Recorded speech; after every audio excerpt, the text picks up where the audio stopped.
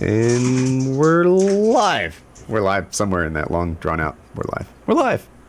Hey, everybody. Hello. PKA Hello episode 225. This episode of Painkiller Already is being brought to you by Squarespace, the all-in-one platform that makes it fast and easy to create your own. What's that noise? Kill the noise! Kill the dog! Squarespace, the all-in-one platform that makes it fast and easy to create your own professional website, portfolio, or online store. For a free trial and 10% off, visit squarespace.com and enter offer code PKA at checkout. A better web starts with your website. So I like these guys a lot. They really caught my eye with that whole Jeff Bridges campaign. Yeah, what is she sorting nickels and quarters into rolls on your desk? She's just rolling plastic together spitefully right next to the mic, opening bags of chips slowly. Another great thing about Squarespace, their plans start at $8 a month and include a free domain name if you sign up for a year. So check them out, folks, and use our code. We have a second sponsor tonight as well. Taylor, take it away. DollarShaveClub.com. If you listen to our show, you've heard us talking about DollarShaveClub.com for a while now. We love their razors. They're fucking fantastic. We're paying a fraction of what we used to pay, a little tiny fraction, and we all get a fantastic shave. Honestly, though, the first time I heard about Dollar Shave Club, I was a little skeptical. A great shave from a razor for a few bucks? Fucking ridiculous. Outrageous. Not possible, is what I thought. It seemed too good to be true, but there had to be a catch. But then I tried the razors, and no joke, the DollarShaveClub.com razor gave me the most amazing shave I've had in years. My skin felt like silk, like a baby's ass. Why pay triple the price when you can get a fantastic shave delivered for just a couple of bucks? You'd have to be an idiot to keep overpaying.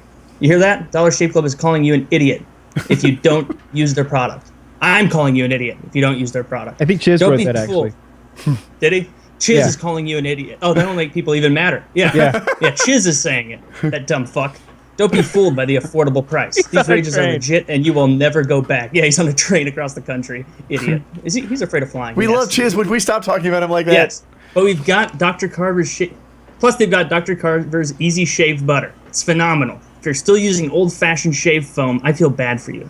Plans start at $3 a month, and signing up takes 2 minutes. Plus, there's no membership fees and no commitment. Plus, they have a money-back guarantee. So you have nothing to lose, but everything to gain. See, I like to get 2 packages, one with 5 blades for my face, and one with 1 blade for my genitals, because I'm not a savage, and I'm not going to use the same one for both. That's gross. No. And you can't use the 5-blade one in all the nooks and crannies down there. It's just far too many blades. If there are more blades in my situation. Not very many nooks. No, pretty smooth. Oh, you're a cranny guy. Okay. I'm a cranny guy. So, yeah, it's fantastic. You got to use them. You want the 1-blade ones, the $3 a month one for your junk. You don't want to use that on your face. Still good, but you want to go balls out for your face. You want to sort of spread your scrotum out like a bat wing. Like a bat wing. Yeah, you don't want to try to ride the curvature. Is this a 2-person operation? It's absolutely a 2-person operation. Absolutely, yeah. And Woody, anytime you need an extra hand, like where there's I feel like I'm not doing this right. I think I could use an expert to show me the ropes. Well, I use a system of pulleys and clothespins most of the time to keep it tight. I use tape, but never rope. Never rope? No. Rope it's a little too rough anyway. I think I should, man. I use a weed whacker. I just fucking buzz that shit across the top once a month. We're good. Are you serious? You use clippers? You actually use those? No, I was talking about a weed whacker with the spinning fishing line, and no, I'm not serious. That's a horrible idea. I was going to say, Woody, well, that single blade razor is only $3 a month. I think that's their most affordable package. I don't even know how much they are, but their butt wipes are my favorite thing. That's actually Charlie's? My top service. The one-wipe Charlies, yeah. Mine are still sitting over there on the floor. I'm just not interested. Are you serious, Kyle? Then ship them to me. Ship them to me. I'll use those one-wipe Charlies. I'm sure that Chiz could grease some palms and get you shipment. Dude, the one-wipe I've talked about this before. I'm a repeater, but Americans and just dry toilet paper as a wipe, assuming that you're not able to always time it right pre-shower. You wouldn't, if I spilled used motor oil on your forearm, you wouldn't just hit it with some dry paper and be like, we're cool now. That's a clean surface. It's not. Yeah. It's not. Who are you kidding? You're just hoping that your butt stays closed enough that there's not problems radiating through the office. But with one wipe Charlie's, Americans go from the savages with just dry white paper to really at the top. We are paramount in butthole cleanliness when we use One Wipe Charlie. So that's why. And you can flush them, and they don't tear, and they smell like a sauna almost, with the mint and the chamomile, the lavender coming off. You know, like the relaxing waiting room in a sauna or a nail place where Asian women work. I just know that because that's like, you know, those scents that are in your memory. I remember my mom used to make me sit in one of those places, and that's what it smelled like. It smelled like a Your mother One Wipe worked Charlie. in a massage parlor? With But she would. Asian... Well, but no, she would take me to the nail fucked place. his mom. That's what You I'm saying. bastard! But yeah, It's the Xbox One player. Wipe in me. Charlies, get them. They're great, and the razors are pretty badass too. Yeah, I just got another five. shipment of those today. I've got so many goddamn razors now. By the way, never on run out. Squarespace, I don't think we called it out, but they have DDoS protection on their site, and I think that's pretty fucking awesome. So Another one. They're did you- literally sitting everywhere. Did you keep the pamphlet? You kept the pamphlet this time, right? I don't fucking know. I think I threw it away. Another bonus of Dollar Shave Club, they send you with the razors a little pamphlet with stuff to read while you're shitting, Ah. and it's pretty interesting, like presidential facts. we Really? ready for a new topic? I was Yeah. going to talk about those popsicles that used to have the little messages on them. I thought that was cool. I was going to say that I wish more foods had that sort of premise built in, so that when you finish the food, you know, you got the punchline of a joke or the answer to a trivia question. Yeah, or when you use the One Wipe Charlie, the shit causes it to illuminate, almost like invisible ink. And you can. I would like that. I would like a product that turned my bodily functions into a source of energy, perhaps. I feel like someone should come up with some sort of invention that you like poop and pee in, And we you capture get the something. methane gas and heat the house with it. Yeah, like Or it, get high. like it, yeah. All right, so I want a box. So here, future inventors out there, I want a box that I can poo and pee in, and I'll get something out of it. Okay, like it's gonna electricity or anything, electricity or some sort of energy source of it could be a heater, it could be an air compressor, anything. I want something that, or maybe it could purify all my waste back down to something that could be used. Maybe it would like dehydrate the poo and the urine and make water again. Some sort of dune / water Maybe world like, scenario. Into dried pellets for your lawn, something Ooh, like that. I like that. Yeah. I want to quickly explain the overlay we got going on. Kyle and Taylor haven't seen it, but we were expecting a fourth over here, I guess.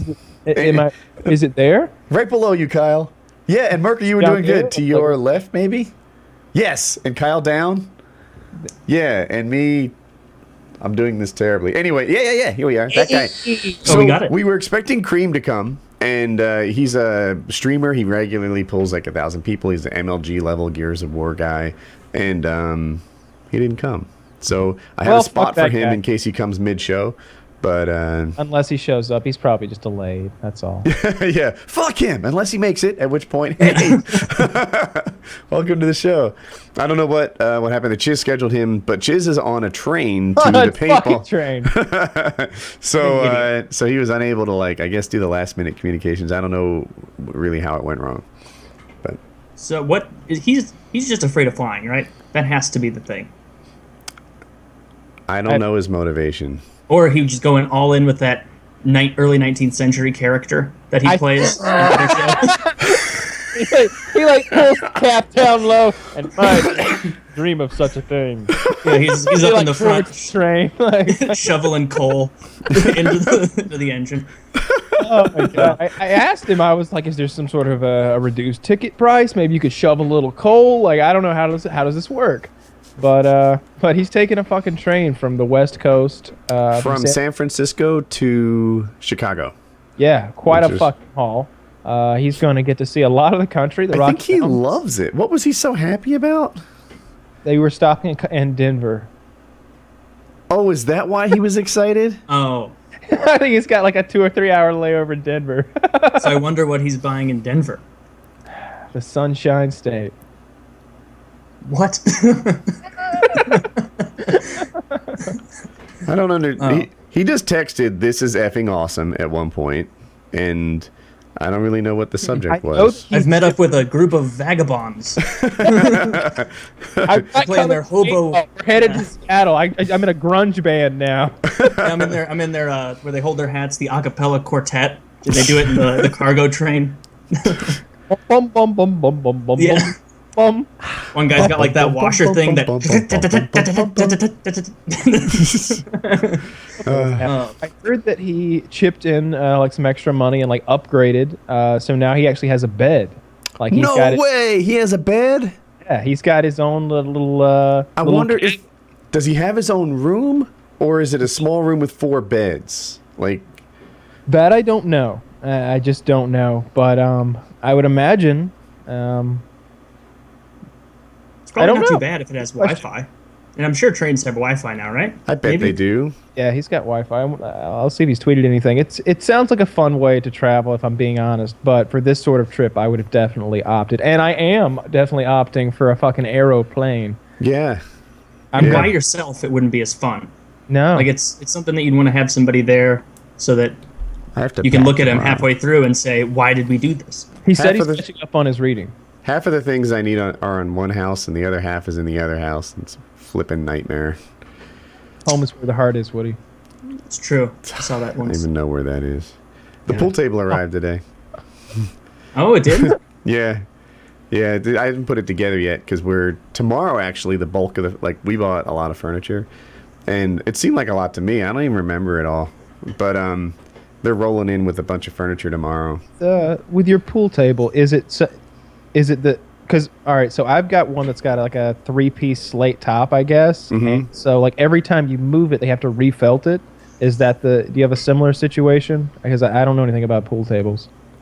I also don't know anything about pool tables. I can tell you it's not a high-end one. I'm not that into pool, to be honest. Okay. It's Neither am I. It's really but- about decorating. I have a room that would be amazing with a pool table. So I bought the best pool table I could find that also had ping pong on the top. Elite pool tables don't come with ping pong tables. Okay. But you So- want ping pong on it. You So do. not to You have- brag, but I think Kitty went and bought a used pool table and apparently got quite a good deal on it. And I think I have like a $3,000 or $4,000 pool table.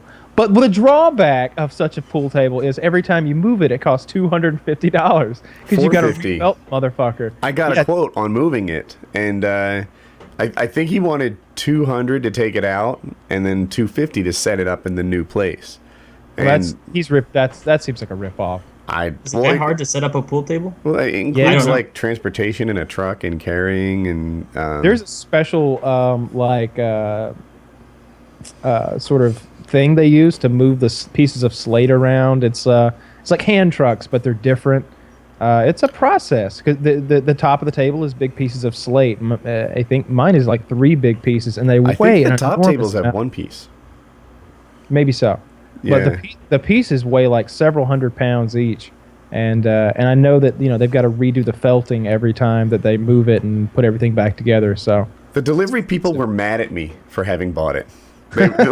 They were just like, they're like, hey, can we drive on your grass? And I'm like, no, it's a gigantic white fucking, like just one step below a semi. I'm like, does that thing look like a lawnmower to you? Me? Of course you can't drive on the grass. And so they had to carry it like an extra, I don't know, it was kind of farish, like 75 feet. And they're like, this was the worst delivery of the day. This thing was so heavy. And I was like, I didn't, like, was it inappropriate to buy it? I don't even know. Dude, I got such a deal. So the pool table was like $1,000.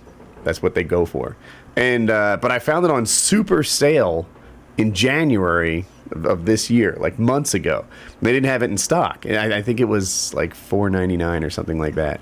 And so already it's half off. Sweet. So but because they didn't do it or whatever, I got like a rain check. So they're like, hey, honor this price when he comes back.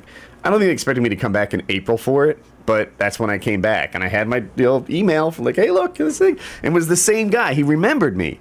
So, sweet. Now it's half off. And then as he's ringing me up, he's like, hey, I see you have like $67 in credits here and stuff. And, would you like to, apply those? I'm like, yeah. So I got it like $567 off. Nice. $1,000 table. I was like, so Yeah, at least something went cheap on this fucking house. I like pool. It's fun to kill time, and usually everybody likes to play pool, but most people are just terrible at it. So if you've got your own table and you can practice maybe a game a day or something like that, it's a good game to play when you don't really have to pay attention to the game. Like ping pong, you can't really be socializing back and forth that much unless you're playing really casually. But pool, I'm you can so take a bad few at minute ping break, pong. go get a couple beer. How are you? Oh, I want to play ping pong with you because I'm not half bad. I'm really bad. I mean, I can keep a game going as long as we're not like when I play. Are you this guy? Yeah, totally. Yeah. Oh, what are you, fucking Forrest Gump? How good are you, Taylor? I used to be pretty good. I haven't played in probably like 3 years. It's because we used to have a pool ping pong table like you're talking about in my basement. And of course, when you have friends over and you don't have anything to do yet, you just kill some time. But yeah, we used to have really, really competitive tournaments. And of my friends, like there were a couple that were just ludicrous. The Asian kid was... It sounds like you and I are around the same level. I used to be pretty good too. We had a pool table at work back in the .com days when like they loved engineers and they'd do anything to keep them and recruit them.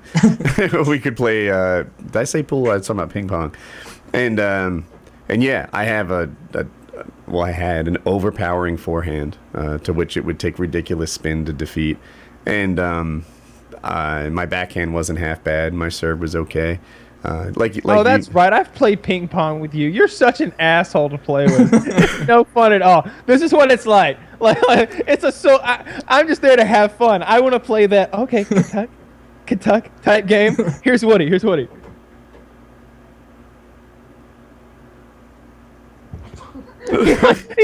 like doing this crazy weird serve, and then when the game starts, he's hitting it as hard as he can, like it's super competitive. I remember playing with you now I'm in a much better fucking than Kyle. basement.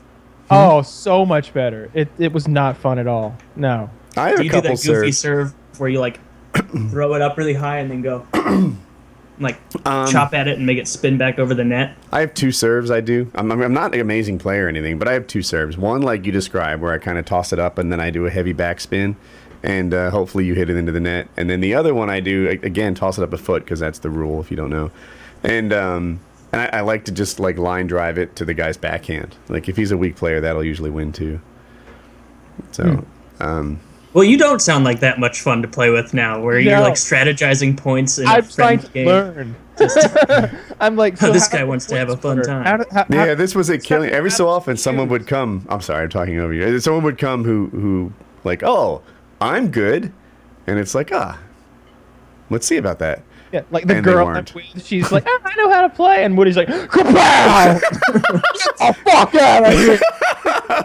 Like an NBA player. This is my house. Slamming your paddle on the table, taking your shirt off. Hulk Hogan style this way. Yeah. Woody's pretty good. Ruins a lot of shirts though. He doesn't have to do it after every serve, but you try to tell him. Yeah, I was pretty good. Most of the guys I played with were good because we had so many Indian people. Like, it was like, how is your ping pong game? They're like, well, I was on my college team. It's like, oh, all right, this guy's a player. And but I was just right in the mix. I was better than some, worse than others. So I feel like I should bring this up now so that I don't forget about it later. Kitty, so for the paintball trip, I've been like going through a lot of Kitty stuff and a lot of her old paintball stuff and a lot of my old paintball Can I stuff. interrupt you super quick? Yeah, I'm sure. sorry. If you're watching this right away, it's Saturday. We are playing paintball today and tomorrow. So yes, you actually can catch the Sunday session if you're watching this right as it's uploaded. Yes, absolutely. So And tomorrow we'll play again. You should come out. The website is PB, like paintball, pbbomb.com. I think their place is called Paintball Explosion, which is where PB Yes. Bomb comes from, BOMB.com. So, Lovely branding. anyway, I interrupted. Carry on. So I was going through Kitty's stuff, looking for little odds and ends, something that would be cool to take with me or whatever, and I found she had a 43 caliber semi-automatic paintball pistol that looks like a Walther P99. It looks like a real gun. It cycles like a real gun, but it shoots these 43 caliber paintballs, which are much smaller than the standard 68 caliber paintballs that Do you are. have it on your lap? Excuse me? You had a giant gun right before the show. I don't believe I did. It was a black pistol. Oh, that's this is my got really unfocused. This is my Tiberius pistol. This is a different pistol. I could go get it if you wanted. It looks like a Walther. No, I thought maybe you had it, as a visual aid. It's upstairs. I'll grab it. Anyway, she contacted the company that makes the ammunition for this 43 caliber paintballs, and they also make some pepper rounds for this thing. So they have powdered pepper inside these balls, and they said we'll send you a tube of those as well as some paintballs for your paintball. And I was like, oh, that'll be great. And they were like, oh, and just so you know, the 43 caliber pepper shot things, they're not all that bad. They're not terrible. So we're gonna send you some of the 68 caliber ones. They're awful. So at the paintball event, I'll have these. They're not pepper balls. They're called like pepper shots, I think.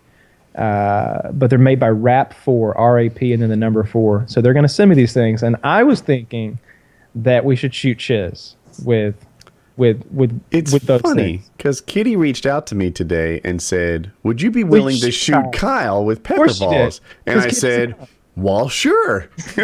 I'll do that. I was hoping I wasn't because Kyle had this idea that is it called a Mexican standoff? Is this a non-racist thing that people know? Mexican standoff. It's pretty much a 1v1. Sure. They'll define some. If I understand what a Mexican standoff is, I have no idea what the history of the term is, or if I'm being racist. But it's you like say, all right, these are the boundaries. You guys 1v1. First one to get it. To die loses. Usually in front of a Lowe's or Home Depot. It's definitely not racist, but I could be wrong about this. But I think a Mexican standoff is when like two equal forces are facing off, aimed at each other, and no one wants to shoot because it'll like erupt everything into gunfire and everybody dies. I think a showdown is what you're thinking of. Sort of when T-Mart and I 1v1'd inside a building, they called it a Mexican standoff, and that's what I was basing it on. So is that when you only get one shot? And no, you have it wasn't that. You get one life though. But again, maybe I don't. I think Kyle's right about the whole Mexican standoff being what are the mutually assured destruction type thing where they don't want to fire. But so how much in do any these case, hurt? They're not gonna hurt. They're gonna it's like pepper spray. It's gonna but it's the but it won't hurt. I mean, they'll hurt be as an much awful as a paintball. experience. They'll hurt as much as a paintball, and then you'll be choking and coughing, and like your nasal, you're gonna be like snot running and eyes pouring and all that stuff. So, I was thinking, there's lots of ways we could have fun with this. So we could have a showdown with 68 caliber pepper balls. That would be fucking intense. We could have a testing video where we just put chiz downrange and I just test these things on them. I would like to do that. That keeps me out of danger. Or we could do like a 3-way thing where all 3 of us have pepper balls. Leave or it we to could Kyle to turn into a 3-way. Yeah, whatever it takes. Get a fan involved, maybe. Actually, Kitty said no fans. I couldn't shoot any fans with the pepper balls. Because I had the opposite idea of Kitty. I was like, how about we get a fan, right? But I'm shooting pepper spray, right? And he's maybe laser tag. And then that's fair. Yeah, you'd stack the deck in your favor. If you haven't learned this yet, then you're not going anywhere. Well, I started packing today. I started getting my stuff together. So I really want to make sure I've got all my cameras ready, and then I've got backups for backups. Are you bringing your DSLR? Me? Yes. I hadn't planned on it actually. Do you want it for something? It would be good if we could just do like intros and outros for like the whole the day. We're here at blah blah blah. I was gonna vlog. The feedback I got from some of the for example, they really like the survival trip vlogs, and they really didn't like the adventure trip stuff, where especially the one with music and such, that was the opposite of what they enjoyed. So I was like, I think I'm just gonna vlog the hell out of this whole experience and sort of take them on the journey with me. That was my idea. But DSLR to me doesn't lend itself to that. I was gonna do something a little more personal and portable. Okay. Yeah, I've got a one of those replay HD cameras on the side of my mast, looking out, and I'll have the scorpion tail, and I've got my scope camera, and so yeah, I think it'll be good. I went and got a bunch of micro SD cards today, and I bought 6 extra GoPro batteries, so should be good. Going back to those pepper ball things, like how much is it going to ruin someone's day if you hit them with that? Because fans are going to volunteer for it, and I think you should indulge them, obviously. But if it's gonna ruin their whole afternoon, It might. like, yeah, I drove here 30 from minutes, fucking right? Detroit. It might. Yeah. 30 minutes, you think it'll ruin? I wouldn't think it would be more than 30 minutes as long as you have water flowing in your eyes, but I could be wrong. Like I've As been long as you, like I came my to own, hang out, but I'm just gonna go be in the bathroom for the next hour. yeah, my only knowledge comes from being pepper sprayed that time. So like in my case, I was good and after about 20 or 30 minutes of like pouring stuff into my eyes and screaming. Then for safety's sake, absolutely test it on Chiz. I really want to fuck with Chiz. I want to fuck with Chiz hard. I want that to be part of my video. Just me fucking with Chiz. Like anytime I see Chiz, and he won't see, the best part is Chiz won't hear me saying this about him until after the event.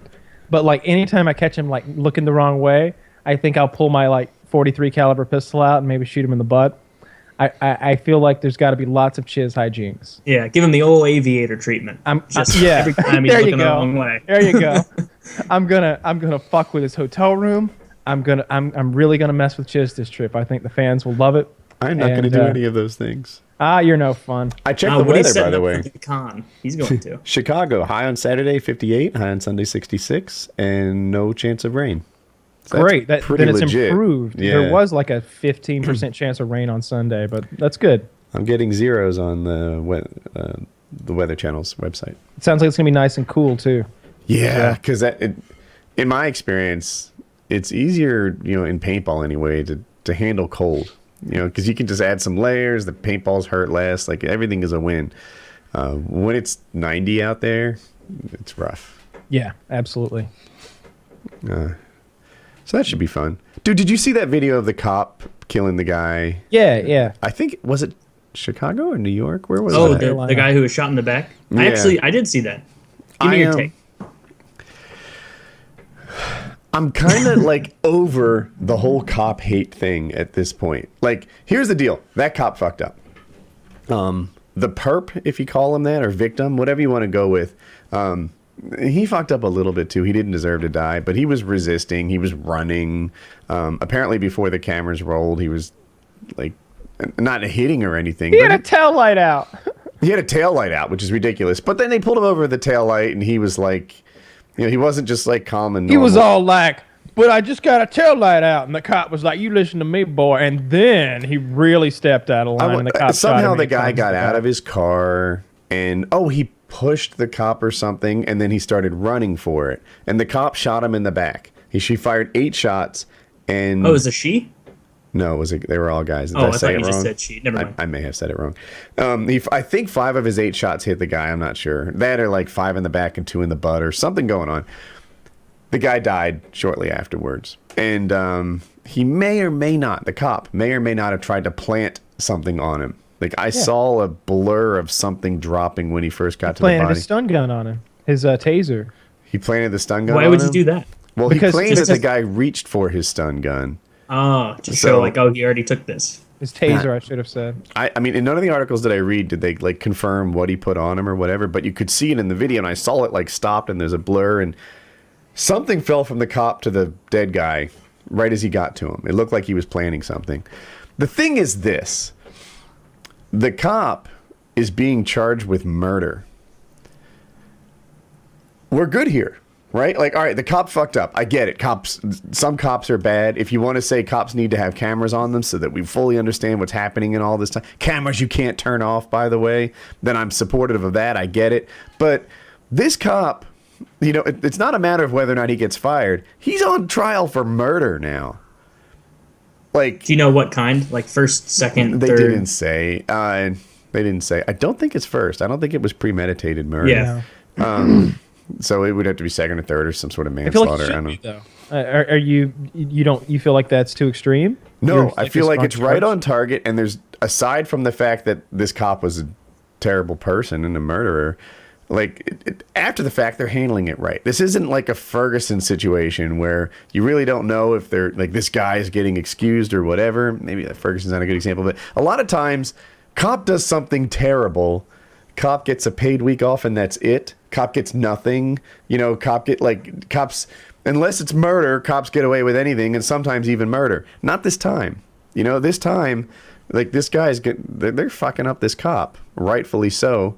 And I'm almost like, you know, well, that worked out okay. Well, yeah, you mean like, not like it worked out okay, obviously, but like you mean justice is being appropriately served. Yeah. Like, it's not like they're like, oh, he didn't actually do it, and look, he had a stun gun anyway.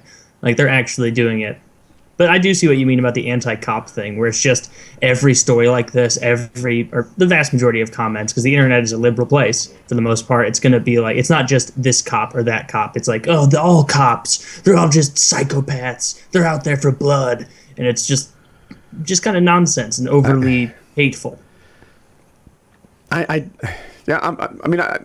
People watch the show of Herbie bash cops as much as anybody, you know, and this cop certainly deserves bashing. But I guess I'm really doing is I'm praising whoever, the mayor, the police chief, etc. Instantly, he's gone. He's on trial for murder in no time at all. Like, this guy's goose is cooked, as it should be. And that, to me, is the bigger story. But still, body cams on all cops. Can't turn them off. Let's get that going. Yeah, definitely. That would fix so many problems. And it would help both sides. And, you know, like, everywhere I've worked, because I work for big companies, I was recorded all the time. All the time. I never had some, like, no, I'm in my cube. I deserve privacy. No, you don't, asshole. You're in your cube. Like, this isn't your house. There's no cameras in the bathroom. But in your cube, that globe-looking smoky circle in the ceiling, that's a camera. And expect it. I don't know why cops want to be able to, like, not be recorded while they're doing their job. You know, every cash register that I've ever worked at as a kid had a camera on it. Yeah. If any job should have a camera, like from the get-go, it should have been cops. Just for the sake, even not like, oh, we're going to catch you. Just so it's like, all right, we need to make sure that we're appropriately assessing all these situations that you're going to get into because you're a cop. It's often likely to defend them. I mean, I'm sure there are a lot of people who file like harassment or some sort of like police brutality thing who didn't, or who shouldn't have, right? There are people who play the victim who weren't victims at all, who were just total douches and needed to be restrained or whatever. Just get the truth out. Let's have video evidence all the time. And and then the evidence is on the side of whoever's right. So I think we all agree that it looks like justice is going to be served there, and it's a good thing they're doing it quickly. But I wanted to talk about something very important. I am less than an hour away from finishing book 3 of Game of Thrones. Like half an hour to go here, and I'm ahead of the show now. Oh, what's happening? Right, or no, I don't want you to ruin anything for me. Yeah, I can't. He's ruining it now. Now he's say. got that book reader's like sense of honor that he needs to maintain. I know what you're. There's stuff happening. Roxanne, I have a guess. How far are you guys into it, Kyle? You're an hour away from the end. This is what you're talking about, isn't it, Kyle? I don't know what that is. You don't. Oh, Woody. I know a thing. Yeah, Woody knows. I thought that's what Kyle. Well, you know who that is, Kyle. What's that? You have to know who that is if you're only an hour away from the end. He will soon. Then it's weird that he didn't know. But Kyle is ahead of me. I've got trouble actually. So I have 14 and a half hours to go. Tomorrow that'll be 13 if I don't try. Like, that's just how much driving I have to do. 13 hours. I need to have that done by Sunday. So I'll have to do some listening tomorrow outside of the drive. The flight and the whole airport experience, I can be listening then, but that's like 4 or 5 hours tops. Did you go get anything for your nausea? Not like we talked about. Like, I got salty foods and, I'll do Sprite and stuff like that, but This is gonna... Please blog if you're sick. Okay. I like the way you're thinking. Like on the plane, like weird altitude. Yeah. I'll be all gray and like sweaty. Tears. The camera's just shaking. All right, so I gotta know. Type to me, like explain to me what that word you just put in there. I'm not sure. Do you really want to know? Yeah, I totally do. Like because I feel like I should know. I'm just, for some reason, it's not clicking. Because I'm ahead of you, I have to be aware of this. Oh yeah, that's not a thing that I know about. Oh, god damn it. You asked for the spoiler. Well, you'll know about it this book, so you must be very close. How did you know about it? I saw it You on the probably internet. read the wiki, didn't you? Oh, Not Or the like- wiki. I like it.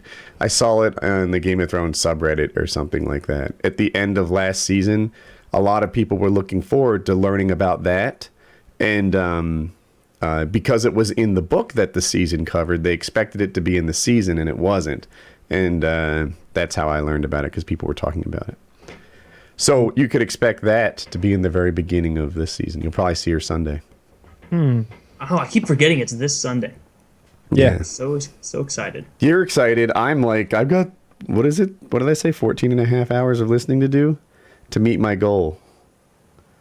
You can do it. I believe in you. Is it 14? I'm looking Yeah, forward that's to what it. I don't is. know how we're gonna watch it. It depends. If there's a shitty TV at that hotel, like I'm totally. I don't know if I want to watch it Sunday night. I may wait till I get home. So that gives me two things. One, the flight experience home is 5 hours, and then it becomes not even hard, right? You know, like all the listening and the baggage claim and the driving to and from the airport. If you had 5 hours there and 5 hours back, then I've only got like 3 other hours, dude, and then I'll get it done. And then what was I going to say? Oh, and then the other thing is I don't want it to like be crappy. Like one way we could watch it is all huddle on a bed, totally gay, on Joe Lozon's notebook, right? Because he's got an HBO login, and he pays for HBO, and we could watch it there. But do you really want to see Game of Thrones like from a side view on a notebook? You want to hear on the the speakers? booming. Yeah, you don't want to see that weird glaze you get some of the characters get and people get when you're looking sideways on a laptop, and you also don't want Yeah. to hear like the epic music, like. That's No, exactly right. yeah, I think I'll wait till I get home. I'm sure Chiz will have a link for me. Like, even though the audio visual experience will suck, I think it'd be fun to watch Game of Thrones with, you know, Kyle, Chiz, and Joe, and like, you know, in a room. Turn it into a drinking game and vlog it. I don't even want to drink. Like, But that's the best part about you in those games is because you want nothing to do with it. it's so Isn't it, Kyle? awful Don't you for think me. that's the funniest part of Woody in those drinking episodes in the games is that he just doesn't want to be doing it, and it's fun to watch people do things they don't want to do. But I agree. it's an awful soul sucking experience for me. Like yeah, we have a guest in mind that would do well on a drinking episode, and I'm just like, oh fuck. Okay. Just get yourself some beer next time. Or Yeah, we're wine. drinking Don't next drink week. milk. Don't drink heavy That's cream. another and thing. Kahlua. So I don't drink much, so I make terrible decisions like that. Well, we're drinking. I think next week we're drinking. So maybe start getting your All right. you know, your beverages in order now. Being a one time, this is years ago, we played hooky from work to watch it might have been the first Star Trek in the reboot series or something. We watched a movie, and PKA Dan was there. Anyway, they knew I didn't really like beer, but we were all sneaking alcohol in, so they snuck in these woodpeckers for me. Are you guys familiar with woodpecker? It's Yeah. like a cider, and it. Oh, like Angry Orchard.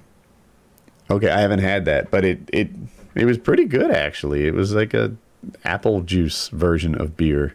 No, we need to get you doing shots. That's what I want. Well, I it's- want. Oh, It's more I'd love to see alcoholic than beer, so it's not like it's a kiddie drink or anything. I feel like shots of tequila. I feel like that's the game we should play. I feel. Woody's face I'd at the love sheer just imagine prospect of it. imagine Woody like after like 5 shots of tequila, just real sloppy. He'll start getting anti-Semitic Oh, like yeah. he does. start talking about the Jews and slurring his words, and He'll go gets into the intense. standard rant of like, I don't know if I'm drunk yet, but I feel like I should be drunk. Am I faking it? My face is hot. And like, it's like yes, you're drunk. I'm not sure if I'm drunk yet, but this is really interesting. Yeah.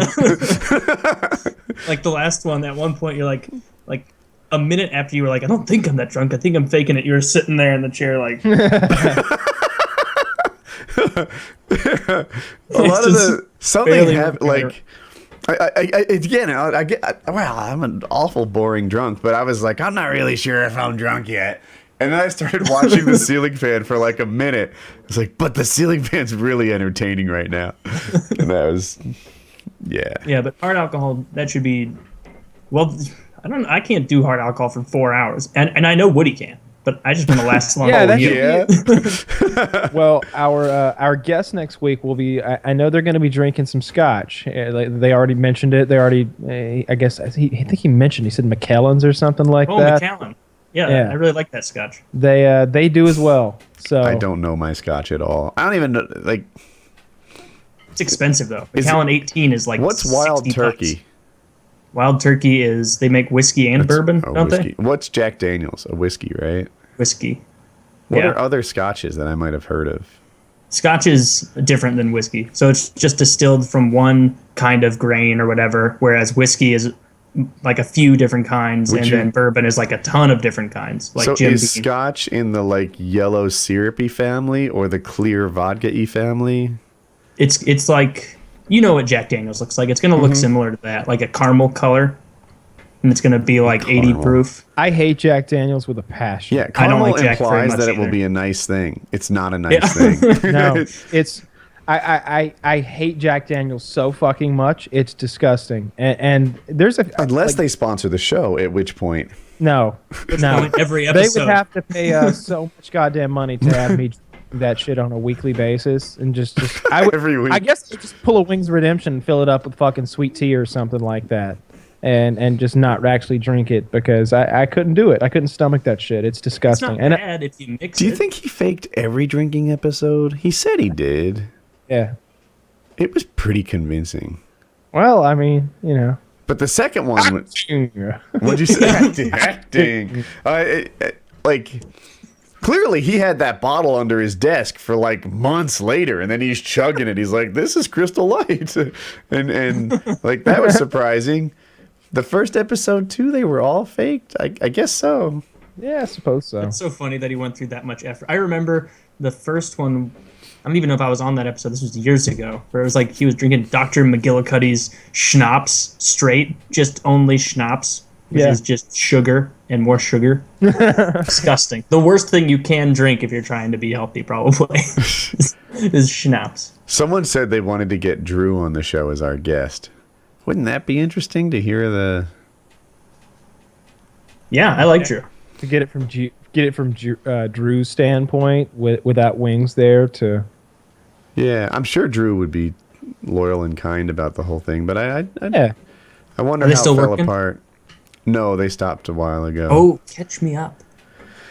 I think it's as straightforward as Wings was losing motivation because he wasn't getting any success from the working out, which is because, like, as everybody knows, like you can't work out a bad diet. Like you can't overcome a bad diet with bench presses. So he wasn't making the kind of progress he wanted to make. Well. No, you really can't. Just Yeah. like you need to throw some cardio in there too. Yeah, you're fair gonna- enough. I feel like you. There are people out there who eat like shit, but just run a lot, and they continue to eat like shit, and it's debatable whether that's healthy. It's probably not. I don't know how you can live on fucking Taco Bell. Although I've It's healthier than doing that and not running. Healthy's Like the a lot. spectrum, right? Not as healthy as eating well and exercising, but probably better than eating poorly and not exercising. And There you go. I'm somewhere in that little end of the spectrum. So I just can't understand. Nah, I don't want to beat this dead horse again. yeah, I was thinking about fat people hate. I wrote this down at one point. Like the whole thing. You never see a fat horse. That what I was gonna say is like I feel like here What would that even the look positive of fat people hate is it's like a you own your problem type thing, right? You know, that I like that. I like when I look at my own, battles with weight and stuff like that. I like that I own it, right? It's not something that's outside of my control or whatever. If you put on a couple pounds, look back at what you ate, you know exactly what the fuck happened, No excuses, no denial, no stories, accountability to the max. I love it. But you know, like I know fat people and I don't hate them for it. You know, they have flaws just like everybody else does. And then in my head, I made this equivalence. Like, you wouldn't find poor people hate. You know, I could come and say, we all know the formula for not being poor. Like, go to school, major in a STEM, right? Science, technology, engineering, and math. Get your degree. Get a job at a Fortune 500 company and do this stuff. Spend a lot less than you earn. Keep accumulating cash, and then you'll be wealthy down the road. We all know how to do this. To that, I think the reason that it's different in a lot of people's eyes, and I'm still not saying it's right, but it's because one of them is just flagrant overindulgence. Just overindulgence, knowing what you're doing is bad, continuing to do it, especially in a reality where a lot of people don't even have enough. And it's almost like I've heard Kyle talk about it, so I know he is kind of understands that, right? You know what I mean? To me, though, is both of them are a lifestyle of discipline, right? You know, like every time you eat, you get one plate. That's it, max, all the time, ever. You're done. One plate, motherfucker, unless it's Christmas or Thanksgiving. You know, like, and when you eat, you need to be selective about that stuff. You can't have fast food every day. You know, prepare something on a George Foreman grill, on a wok, or in a wok. Like, prepare something. Use healthier ingredients in this stuff. If you're surviving off heating up prepackaged food in your Hot Pockets and your Wendy's and all that, it's no surprise that you're getting fat, right? You know, we all know this, and it requires a lifetime of discipline, a lifestyle of discipline and hard work. So does money, right? You know, like if you're broke, look at what you're doing. You know, are you getting your ass back in school? It's fucking hard. You know, and there's something about school, owning your off time is especially a pain in the ass, right? They just say there's homework. There's no homework from work.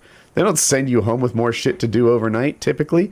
But school, like, that's accepted. Yeah, this is what I want you to be doing this weekend. Really, my fucking weekend? Yes, really your fucking weekend. And then after you endure that long enough, you go and you get a job, and it's the right one, and it pays well. And then there's more discipline on the back end where you spend less than you make, and then your money accumulates. This is a well-known formula, right? Most of the people hearing this will say, yeah, I kind of knew that, but I don't like doing it.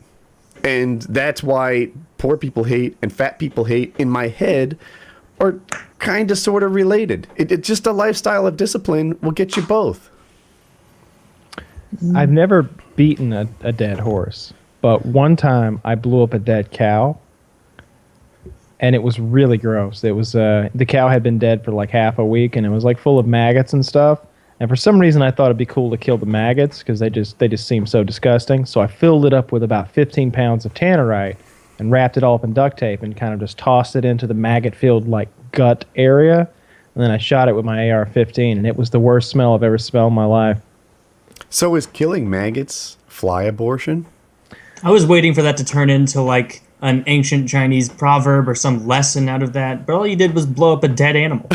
Like, you kept saying it, like, and you know, I saw it there, smelled worse than anything in my whole life. The end. So another, I'm sorry to keep... To wrap up my thing, I know you want to change the topic. I find, like, poor people hate kind of distasteful, and I think there's a parallel to it in fat people hate, I guess. Yeah. So, in going through Kitty's things, I found these, and they look like regular paintballs, but they're in fact reballs. They're soft and they're like squishy. It's like a rubber ball. And I haven't shot any through my paintball gun yet, but I think I want to now. You want to see? I do. I want to see how. Shoot? I'm just gonna shoot the wall behind me. The door? Yeah, I'm a little Stand worried it's gonna. up. I don't know if I have. Do you have a soda can or anything? Mannequin. There's Yeah, a mannequin. Another right, gun. I know you have one of those close. Yeah, there's dozens. But I give wouldn't me a shoot a sec. gun. They're very expensive. Yeah.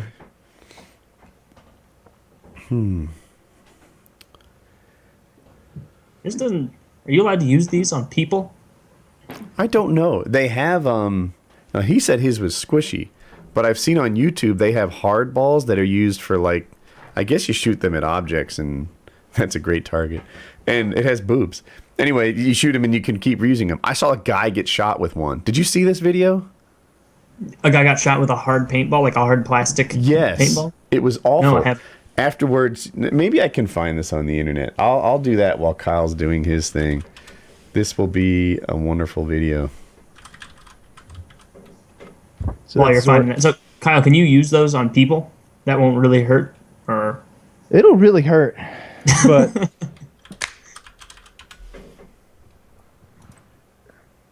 I really should put a mask on for this. You should. Good safety thoughts.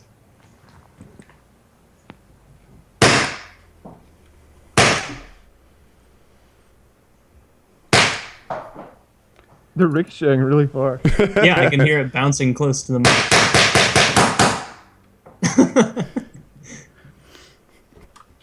If you guys had those last couple shots, there was no ball. He ran out of ammo, but it makes nearly the same sound when you're not shooting anything. And in the heat of battle, that'll mess you up. Well, it can mess me up. Yeah. May have shot a hole in the wall. I think I see a little divot above the thing's head. Where would it be? Here, go and put your finger in it. Right above his ear.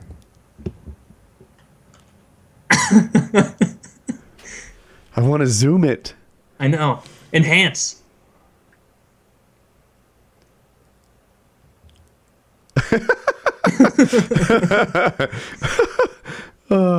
So for those of you in the car, I actually can't see the hole at all. Can you, Taylor? Where I thought it was is not. I thought it was to the left of, or to the right of its head, but it's a little more above.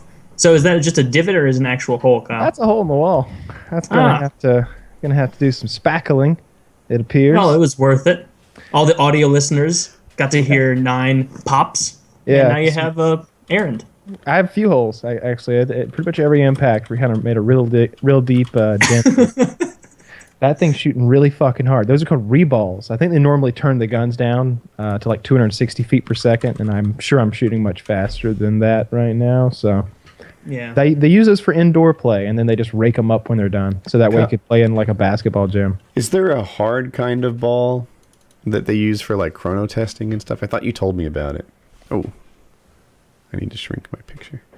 You don't know what I'm talking about? Because I need it for the search results. Do you remember I showed you that video and the guy got shot in the arm? It was awful. I don't believe so. I don't recall that. What did it do? Just huge welt, or did it actually... So he shot the guy, and he was a man and a half about it. He was like, oh, what do you know? And then, as if it was a giant pimple... Like, it went through his skin and then kind of under an inch, and he kind of just pushed it back up to where the hole is. That was a rubber bullet. Ooh. Yeah. You think it was a rubber bullet? I know it was. I think it was fired from a paintball gun. I think it was shot from a 9mm pistol or something like that. Would it be able to embed in your arm like that from a paintball gun? I don't... Kyle's shaking his head no for audio listeners. I don't think that was a rubber. I think it was from a paintball gun, and you were telling me it was a kind of reusable round. I'm sorry. Maybe it was Chiz, because Chiz probably has the most paintball experience. He has a lot of paintball experience anyway, more than you might guess. He's played a lot of paintball. Maybe he was the one telling me about it. Well, shucks, I can't seem to find this video. Yeah, I'm pretty. I thought it was a rubber bullet, and I thought they were Russian. Because I remember the guy getting shot. I remember it being awful. I just don't remember exactly what they used to do the shooting. I've seen a couple of those videos like that. I remember another one where it seemed like they were testing a bulletproof vest, but I don't know if the bullet went through the vest or just pushed the vest into his chest, but he had a hole in his chest when he was done, and he was just like, give me a cigarette. And he's like smoking a cigarette while there's a hole like trickling blood down his chest. It's pretty intense. They don't fuck around. I've been, and as silly as that sounds, they were using like soft body armor. I've been begging everybody to let me test this body armor on myself. That AR-500 body armor is outrageous. Dude, this has been going on for years. Like when we went to that place, where we drove the trucks and that guy flipped one and everything. Yeah, we were like gathering shoot yourself while wearing body armor tips from military guys. Like Kyle's been planning this out for a long time. They won't let me do it because they say it's too dangerous, but it's not dangerous at all. If I had my way, I'd just be like, bang, bang, bang, bang, bang. Does it sound dangerous to you, Taylor? No, don't do it. It doesn't sound dangerous at all, Kyle. You sound 100% right. Yeah. I mean, Why do you want to do that? Why do you have a hard on for shooting yourself? I think it would be a good way to promote the body armor. I think it'd be a fun video to see me getting shot because I would make it fun, right? Like I'd want to get some sort of champion shooter, someone who was great at it, and have him shoot me in silly ways. Like I wouldn't just stand there in front of him and just like bing and just do it. Like I'd want there to be like an aspect where I'm like moving around and like trying to like I want to do something silly with it and have like what the hell? You make it much worse. You can't be. Yeah. Right? Is the shield here? Or is it I'm going to be doing Matrix like dodging. He's going to try to hit the vest. This will be great. Yeah. No, it's not great. Like maybe I could hang onto a rope and I could like swinging back and forth like a pendulum. Until you said this stuff, I was fully willing to shoot you. Yeah, now I'm like, I don't really want to be the guy that... No wonder nobody wants to help you with this. Because they're like, oh, you mean just shoot you in the chest? Oh, no. But I'm going to be doing a series of obstacle courses as this happens. There's a run, swim, jump. It's a whole triathlon of me getting shot. No, yeah, I think I've got a couple video ideas that require others that it's hard to get people on board for. One of them that I think we're actually going to do, it's just going to take a little, I've just got to wait until I've got a few more of my licenses done, which is being worked on now, actually, is the Anything You Can Do, I Can Do Better video that me and Richard Ryan have been discussing doing for about a year and a half or so. And it's a musical, and it'd be sort of FPS Russia and Richard Ryan singing to each other in a duet, and it'd be that song, anything you can do, I can do better, I can do anything better than you. And then, the two go back and forth. No, you can't. Yes, I can. No, you can't. Yes, I can. So, and like Richard's the perfect guy to do this sort of thing with because he fucking halo jumps out of airplanes at 50,000 feet. He fucking, he wingsuits. His next thing is base jumping with wingsuits. He does high explosives, dangerous weapons, fucking vehicles.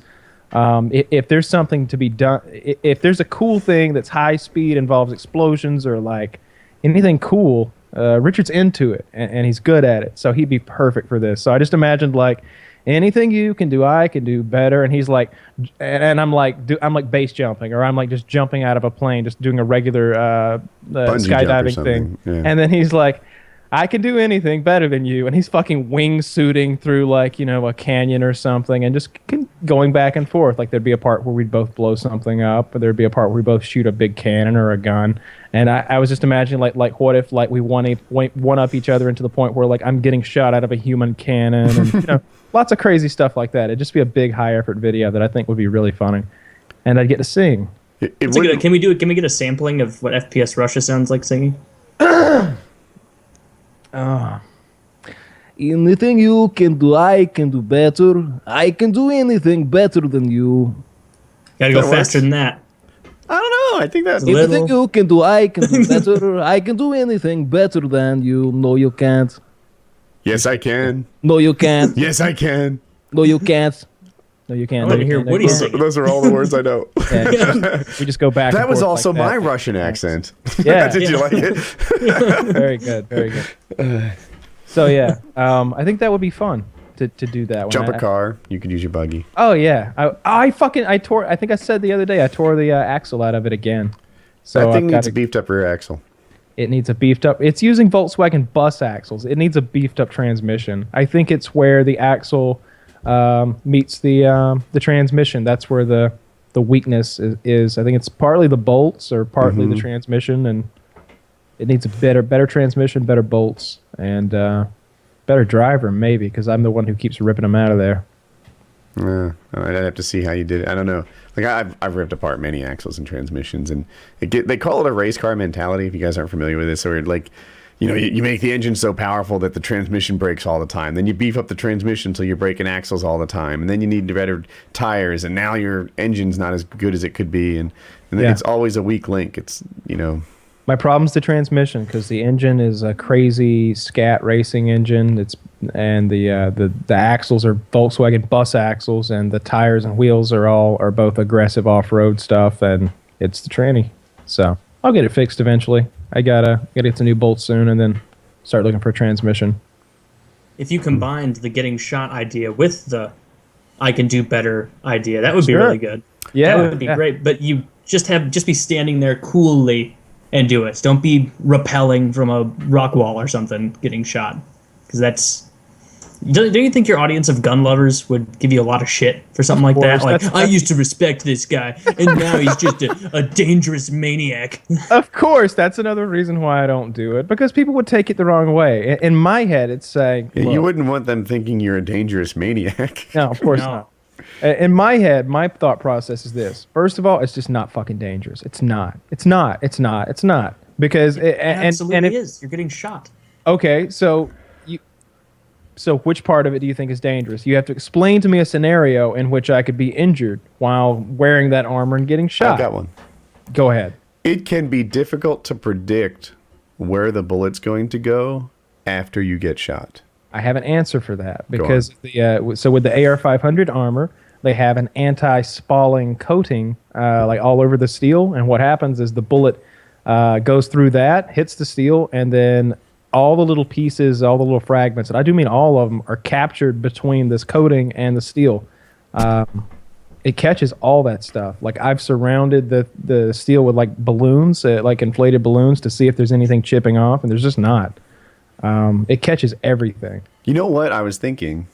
Like, if this happens, I think it'd be cool if you wore a jacket. Not something too different than what you have on right now, and shot through it. That'd do two things. One, it'd be another layer of anti-spalling, capturing little shrapnel and such. Two, you would have a jacket with a bullet hole from that time you got shot. And that's kind of neat, too. Right there. Yeah. That's pretty cool. You know, this is the jacket. The time I got shot. Yeah, I used to do crazy stuff. Also, you don't have to tell people that you have the armor on underneath it. Just have it be a pretty scary video for the viewers. We should just do it in the backyard someday. I'll shoot you, and then you can shoot me. It'll be fun. I'm a man of responsibility. Yeah, I got kids, man. That's how you describe me. That's actually your line. What we're talking about? Ultralights. Ultralights. I think that's what it was. And you're like, a man of your responsibilities probably shouldn't be getting. I looked into how dangerous they were with accident records and such. Very comparable to motorcycles. So kind of dangerous, but not. There's a reason you don't have a motorcycle anymore. Yeah, actually, that's true. And so anyway, ultralight and paraglider, both of them, are very comparable to motorcycles in terms of how often people get hurt. Yeah, get yourself a single engine little like Cessna or something you could put 4 to 8 people in there, somewhere in there. You'd love it. Be great. It costs like, you could get that plane for like $85,000. It would cost you $5,000 to $10,000 a year to keep it up, but you'd have a plane that you could fly to Chicago right now if you wanted to. $5,000 to get your license. I wonder if you'd pick that, right? Like let's say the plane goes 140. I don't know. That's a thing, 140, and you can go in a straight line to Chicago. Would that be something that I'd be like psyched about? Like, yeah, I'm gonna take my plane to Chicago. This is gonna be fun. There's no security, no driving? Bullshit. Like you're just you're there in like a third of the time. I'm assuming it doesn't have that much range, so I'd be stopping in like, I don't know, Ohio. I think you could do Chicago in a shot with so the planes that we were looking at that were in that class that I just mentioned were like it seemed like I could fly from Atlanta to like Miami in a shot. It seemed like you could fly like 300 or 400 miles in a shot or something like that. So I looked up the Cessna 182. I picked it because it wasn't like the lowest one. And the range, I don't know who's going to be right. 1,000 miles. I think you're right. 1,070 miles. You would. That's probably a new one though. You'd want like a 2012 or something. Maybe like that. The Cessna 182 has been produced like a long time ago, and then from 96 to present. Oh, so there you go. That makes more sense. Yeah. How much is it? Ooh. And it's more than I thought. New, it's 400 grand. So I would guess that it's not going to be like 80 grand, 10 years old. Like, yeah, you're going to want a used plane. Yeah, I might need to step down a touch. Let's do another Cessna. Not 182. Let's do 152. Do these all seat the same amount of people? Cessna's like 5 or something? I don't know jack about planes, but... Oh, here it is. 350 miles is the range on this one. 350, I don't think makes it. You'd have to have a stop. Oh, but it's really cheap. How much? 12 to 25 grand. Really? I did not Yeah. think you can get a plane for $12,000. So that might be like, maybe I can shoot a little higher. Cessna, I don't even know. 172. A plane This would be the cool. last one I look I'm up. just saying. I think it would be fun to just avoid all that TSA bullshit. Don't worry about checking guns, luggage, all that stuff. Just throw your stuff in your plane. You just do it. This might be the one. Cessna 172. Ah, shucks, I just saw the cost. They get high again. It goes 140 miles an hour. 736 miles is range. But a new one costs like $289. That seems like it's not going to get down to like sub 100. What about a helicopter? Too dangerous. And Also- a lot more difficult to learn. They're more difficult to learn. I know a guy who flies one. My big issue with it is I feel like you can't go anywhere with it. Like, you don't have a lot of range in it, and you can't just put it anywhere. I guess the same is true with a plane. Like, could you really go anywhere with a plane? You can fly a lot of places. But I mean, I didn't know helicopters were way harder to learn than planes, seeing as how I have very little aviation experience. They definitely are.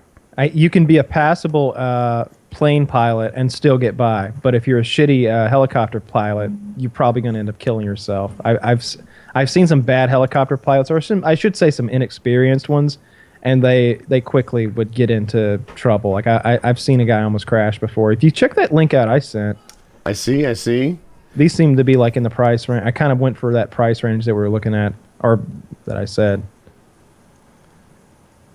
So, flight design, are these like experimental aircraft or what? I don't fucking know, man. Yeah, It looks what like am I looking at? it's a two-seater. It looks cool. Woody's gonna get one of those that have like the quadruple deck of like the paper wings from 1909 with like the guys standing there with their big mustaches next to it. I'm That trying thing to al- share it. My program's being slow. There we go. Yeah, so these are all like, not all, but they're mostly in that, 80 to 90 range. But they don't look like normal planes to me. No, they don't. They look bizarre. Unfortunately, I'm not. I don't know enough about planes to help you here. I wonder what like an acrobatics plane would cost. It's probably not where you start. You probably not. What if I get into a fighter jet? I'm gonna MiG. Let's go straight to MiG. Yeah. Dude, I know Let's people see who the have. cost. We've talked to a few people who have fucking MiGs and shit like that. Like those things are privately owned. They're probably Yeah. like millions of dollars. I think Okay, so operating them is crazy expensive. I think that's a big part of the deal. here's a 1955 Cessna 180 Skywagon. Link it. This only seats 2 people? That last one that I linked does. Where's This the is- link? I'm sorry. Oh, sorry. All right, we got it. Barnstormers.com. Airplane talk. So which one are we looking at here? I was just scrolling through them. They seem to have a bunch of them, but these The 55 Skywagon? Is that the one you were looking at? Skywagon over there for like 130 grand. That seems pretty cool. Oh, we're in a different one. I see one for 119,500. And This one has a seaplane kit with it. Then now you could go aquatic. You could put it on your yacht. wait, what? One You step at a- sold your yacht, right? God, no. It's still for sale. What Yeah. happened? Did the second buyer fall through? Yeah. Wait, you have a yacht? The SS YouTube money. You're not familiar with it? No. That's have. embarrassing. I want to hear about it. Yes, I do want to. Would you like me to tell the story, Kyle? I was looking. I wanted to get out of some of my state taxes by getting an investment property in Florida. White Boy and I were going to throw some money together and buy a house. At the last minute, he backed out, so I sank my my cash into a house, into a yacht instead, which by legally speaking had all the same benefits as a house as far as having It could be his residence. So it's in Exact- Florida, right? it counted as a Florida residence because of the amenities that it had. So you could what live kind on of it. amenities? the Toilet, bed, kitchen. toilet, and a kitchen, and those sorts of things. It's not Hot tub? nothing ridiculous. I sailed it once Sailed to it. St. John's River.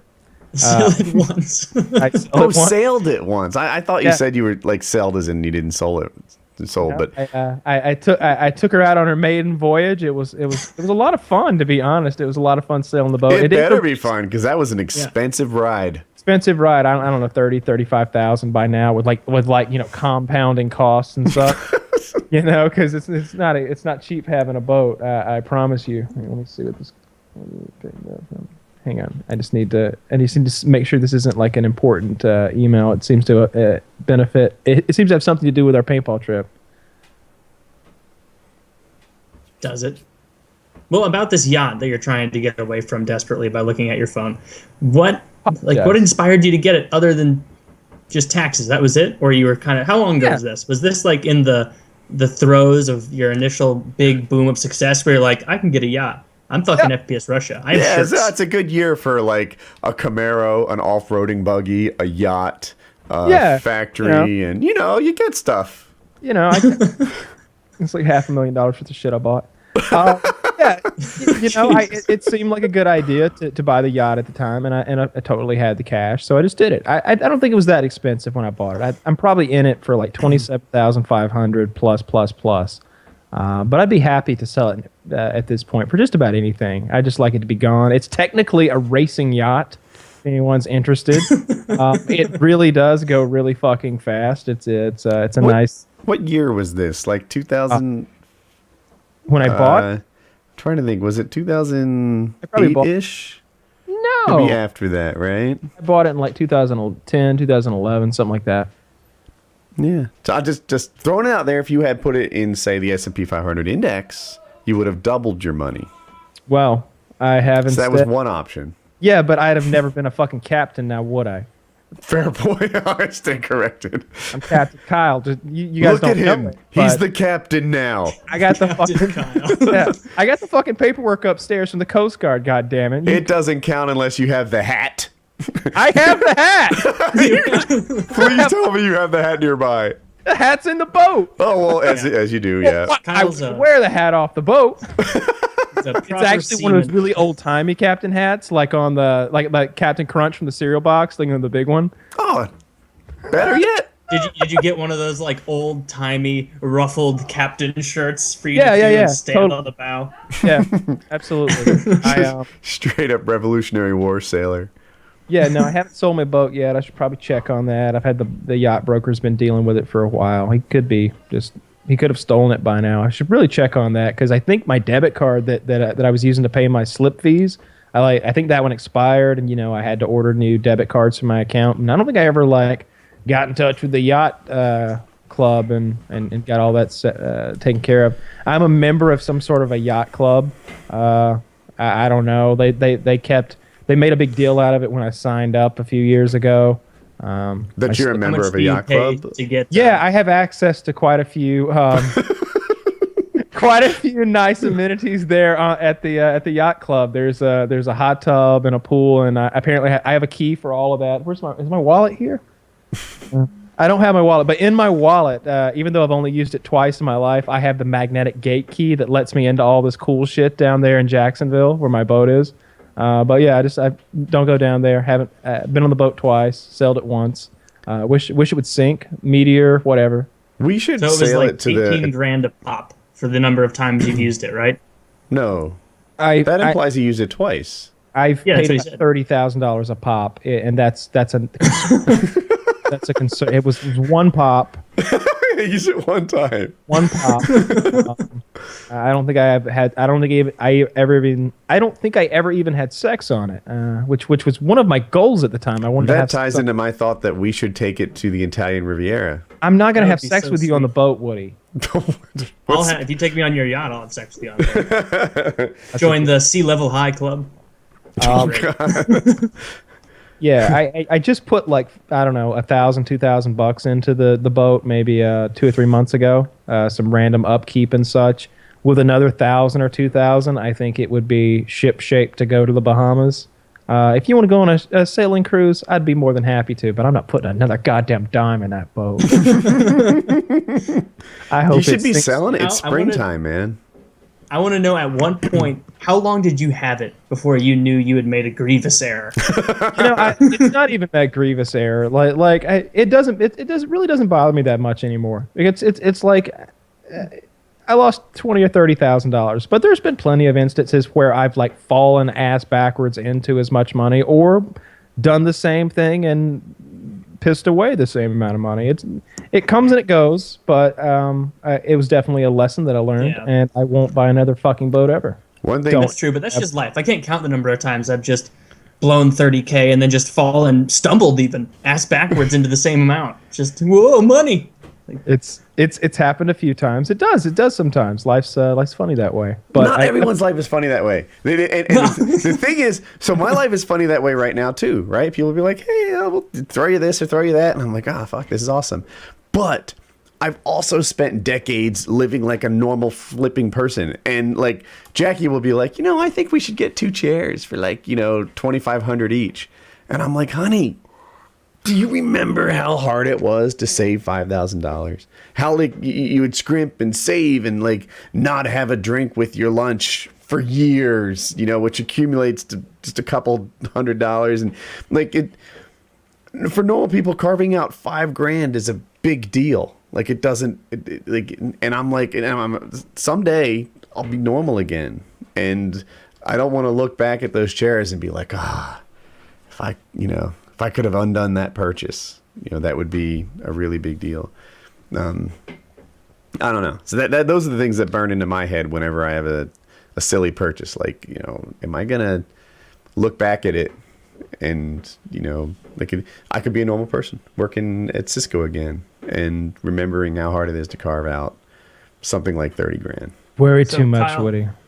If that was your silly purchase, the one that you don't like more than any other large purchase, I want to know what yours is, Woody. Like, what did you get, your big splurge, if you've even had one, aside from like in the house is something you're living in, so that's not a silly splurge. The house is clearly the most expensive thing I bought. The thing is, if things work out, and I hope they do, it'll be a hugely profitable investment. Like I have a giant plot of land in a place where you can't get giant plots of land anymore. It's the only one like it in the city of Raleigh. It's really a prime location, and it wouldn't. I mean, if 10 years from now if my 14 acres went for $500,000 an acre, like that wouldn't be shocking to me.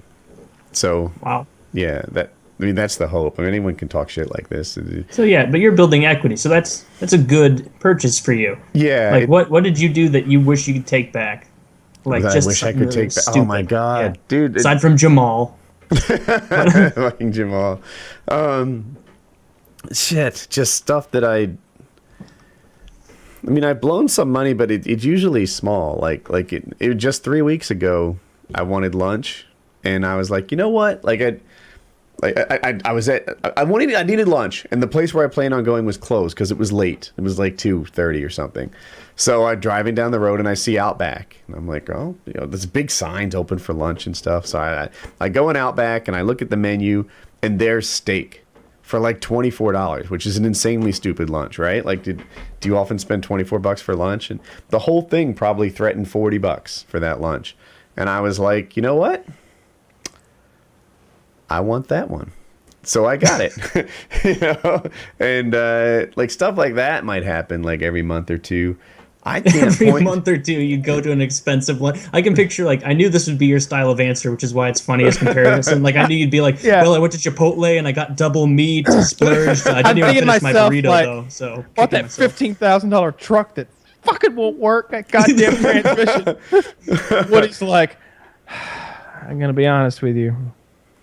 I bought extra shoestrings with my last new pair of shoes. I know I shouldn't have, but I wanted fancy laces, and I thought I should treat myself. And god damn it, if it hadn't just been the bane of my existence. That $3. It's funny. I went for the loaded baked potatoes. Just imagine if I'd invested it properly. This is a horrible answer because there should be more of these. But I tipped a waitress. I think it was $100. It might have been $50, but in my head I think it's $100. And basically, she was awesome. She was a great waitress. My wife and I would eat out there like every 2 weeks or so. She started memorizing our orders, and she was always friendly. And then you could see she got pregnant, and she got like bigger and bigger and bigger. And she had an engagement ring on. Like, I assume it was a big happy situation, but it got to be like around Christmas, and I was like, I left $100 tip because she was great. And I don't know. She thanked Have you me for ever it. left $0? Yeah, but not a lot. Have you ever left an amount so small that it's clearly an insult? Yes, I've done that Like too. you round it up to the next dollar. Like No, you leave like you give 34 cents. No. Yeah. Oh, that or 34 cents or even like penny. a nickel, something like that. It's Yeah. pretty rare. It has to be almost like aggressively bad service. Yeah. One thing is, so I hope I'm not a dick about this, but like, I care which table we get more than most, right? So if I roll into lunch at 1:30 and the whole restaurant is like, to your picking, and there's people scattered here and there, and I'm like, can I have a booth? The answer is yes. Yes, of course you can have a booth, right? I like the big, soft seats. I If was they're- get a booth. If they're like, no, we have to put you at a table, and it's like, well, there's 17 booths open. You're asking for a 2-cent tip, baby. Just so you know, I didn't forget it. I will write in 2 cents, do the math, and Well, But those are different people. The person who puts you at the table is a different person than the person who takes your order. that's true. It needs to be the team, but it's not always different at like 2 p.m. I had a waitress who smelled once. She smelled like she had shit herself, and it smelled so bad that I was checking my own shoes and the floor about me for dog shit. Like, I was like, is that really our waitress? Is that what that smell is? Is it legit? Does our waitress really smell like fucking shit? And sure enough, she did. And she was terrible at her job. She got our drinks wrong 3 times in a row. Like, the drinks showed up wrong. We corrected her. They came back wrong again. We corrected her, and they returned a third and final time wrong. Like, That is a feat. What were you ordering? Was it difficult? iced tea. It didn't show up sweet, and it didn't show up with ice, and there was a fly in it at one point. That's So like trying to fuck up. And I had to iced tea. argue with my girlfriend to I was like, I'm not leaving her a fucking tip. She's like, you gotta leave her a tip. I'm like, what for? Like, what does she deserve extra monies for? Like, she couldn't even like towel herself off in the bathroom. She smells so bad. That might have done it. They have to be like almost aggressively bad. Like, we didn't get along or something for me. I tipped for this haircut. I think that says a lot. Yeah, that's Says well, it's getting better. Volumes. Couldn't get worse. Growing in. Yeah. Yeah. Yeah. But I tipped for this haircut, so How much He's did you looking tip more for that like haircut? Martin Lawrence now. Than, I think I tipped $3 for the haircut. I don't know if that's a lot or a little, but that's what it was. I Too got a much for haircut yesterday. I think I tipped $4 for mine. Yeah. I'm no Philip DeFranco, no $50 or $100 tips, but I did keep my hairline. Yeah, Philly D is very successful. So I love your haircut. To be honest, it's every time I see it, I'm just I can't believe you let them do that to you. But then the funnier part is that you were then like, now take my son. It was just like, how did you give him your son afterwards? they should You knew have immediately kept him. I don't deserve him That it was anymore. terrible, right? Like, What did you say? You were like 5 minutes into the haircut, just kind of like looking at it, cringing, just like, no, no, not that. Yeah, well, like the thing. So okay, he did this thing, right? I'm like, all right, shorten the top, keep it long enough to comb. Number 2 on the back and sides. So he shaves like this, like I'm trying to see more than this earphone covers, right? He shaves like pretty much half of my head, and then stops and says, "Hey, I just want to make sure you like the length." As if I could back out. I'm like, no, make the other side of 4. Like, Yeah. we're good. And so we agreed to the length, which I was fine with. I knew what I was asking for. And but when he did the top, it just kept getting shorter and shorter and shorter. And then, like, I think he never figured out I wasn't black. Maybe it was the hood pass that threw him off. I learned it's squared up. They square up the front where they just like shave whatever not perfect, like straightness of Hey, honey. They shave the hair from the front here. It's growing in now, but it's only so long. I don't know if you can see it. No, I know what you mean. It's not as bad as yours. Not even in the same city with the same ballpark as bad as yours. But when they make this too short, and then you have to go like 3 weeks where you have a widow's peak of like a little tuft that looks awful. What do you say? And Don't go back. yeah, I went black, and I'm not going back. How's that? I went to a black barber, and he cut my head like a black guy, and he squared it up. The top couldn't be combed, and it was just awful. And my hair, just when it's short like that, it just grows straight out like a chia pet. And there's nothing you can do about it, and that's just the look I rocked. And you get what you get. Did Jackie give you shit when you got home? Yes, she thought it was funny, but she gave me crap about handing them Colin. She's like, I can't believe you gave them Colin next. And it's like, but so Colin and I, we usually get our haircut together, but I had skipped a haircut, so he was in desperate need, and that weighed in on my decision making. That's one of the, and it happens a lot. I've tried to get haircuts.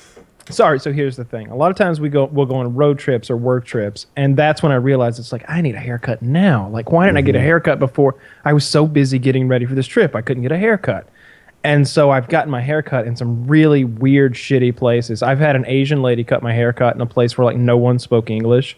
And there was literally like a poster on the wall of like an Asian man who looked like, I don't know, it looked like something from North Korea. They had like a number 1, a number 2, and a number 3 haircuts. And I was like, she's like, what you want? And I'm just like, I don't know, kind of like a number 1 with like some number 2 on the side. And she's like, oh yeah, number 2, click, click, click. And I'm just like, whoa. So I've had those haircuts, but I've also had... we went to paintball together, and we both got our haircut. And I remember it like this. Kyle got his haircut, and he looked good, and he was happy with it, and he tipped a lot. I got my haircut, and I looked bad, and I wasn't happy with it. And I felt obligated to tip the same. And it was just like, shucks, I fucking stupid haircut. Yeah, I remember that. They butchered you that day. I remember it well. Joe was there. So that was great. This next trip's going to be fun. I'm looking forward to it. Joe's going to be there again. Mm-hmm. So I think we all land just about the same time. And then Chiz, of course, arrives by train several hours later. You can't tell when. I mean, it's hard to predict. It's a 3-day trip. He could be off by hours. Yeah. So, and the food is what I'm looking forward to the most, as much as I'm looking forward to playing paintball with our fans. And I've heard they've had quite a few sign-ups as of late. Are we going to Morton Steakhouse? Is that where we usually go? Brazilian barbecue? I'm so down for that. That's what I was going to say. So, like, the last 2 or 3 trips, like, people have thrown up the idea, do we want to go to, like, a Morton's or do we want to go to a Brazilian place? And Morton's keeps winning. So I've had, like, Morton's 3 times in a row. Mm-hmm. And also, I paid for everybody's food last time, which... No. Was I on that trip? No, you weren't. That's an expensive meal. It doesn't matter, but I paid for a Morton's meal that I didn't want to pay for all of. But anyway. Usually we do a casual thing, right? Like if you pay for Morton's, I picked up Brazilian. Like it all works out pretty close. It didn't work out this time. In any case. I wasn't there. That's why. How much was it? No, you weren't there. $450 plus tip. So so this time I'd like to do Brazilian Steakhouse because I know I'm going to be in it for like $100 flat and I'm done. It'll be like $80 to like get in and then $20 tip at the most. And then like I know I'll be happy and it can't get into the $500 range for dinner. Yeah, but I'd it's a good Lozon meal. Unlimited meat. Oh, definitely. You know what he told me yesterday? I was texting and he's like, we're like figuring out when we're going to land and all this stuff. And he's like, I'm thinking about finding a place to train. I want to do some training the night before. And I'm just like, what the fuck? I was like, all right, well, I don't want to do any training on Friday night. So he's like, well, I'll stick with you guys. I just thought, maybe. And I was like, Jesus Christ, he's wanting to train on his vacation. So if Woody, if you want to go train with Joe, you're more than welcome. But sometimes when I train with Joe, he breaks me. And that's an issue. Yeah, I have Yeah, no. that could ruin the whole trip. You probably shouldn't train with Joe. That's what I was thinking. I was thinking on one hand, like, that might be fun. I've done it before. I went with him last time we were in Chicago. He did the same thing, but this time around, I just don't want that. I don't want to be getting tired for one thing, and I would probably end up like pulling a muscle, or somebody would beat me up. Or I trained with Joe. I'm sorry, I thought there was a break coming. I trained with Joe in Boston for a couple of weeks, and I got to see like is he teaching lessons and stuff. Like he's got all these. First of all, everyone was a great athlete, so that sucked. But second, they do a variation of Brazilian Jiu-Jitsu that they call asshole jitsu. And Joe has a million little tweaks that he puts on every technique that just make it worse. Like, hey, while you're choking a guy, have you tried like fucking with his nose a little bit? Like,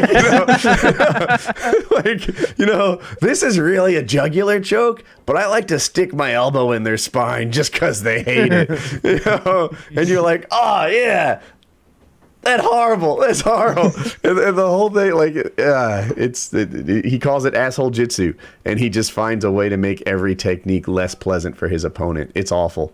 I hate that part of it. I can remember like people trying to break my guard and putting their elbows down into the tops of my thighs. And just like immediately I let go. Like, I'm not putting up with that. That shit hurts so much when somebody's like grinding their elbow into the top of your thigh when it's flexed and you're trying to keep your legs on them.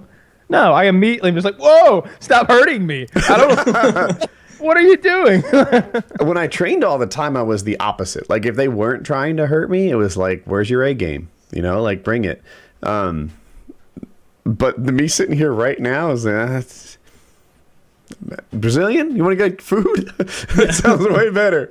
Yeah, I would much rather have Brazilian barbecue than Brazilian jiu-jitsu on this trip. Oh, how clever of you. Thank you. Yeah. And for anyone who's never done Brazilian barbecue, really quickly, basically, you've got a little card that's red on one side and green on the other. And as long as you leave it on green, the waiters keep walking over with skewers and platters covered with different meats. And they just keep coming until you give up, basically. So it'll be filet mignon, and then it'll be like goat, and then it'll be grilled chicken, and then it'll be steak, and it just keeps going around and around. Every cut is really good. Right? Yeah. Like, when I hear skewers and stuff, I thought maybe it was going to be like crappy food. It's not. Everything they give you is awesome. Also, I went in there thinking that I was going to win somehow. Like I'm going to eat so much, the waiters are going to be like, oh, I don't know, this guy kind of finished us. We ran out. That's not. Nobody wins.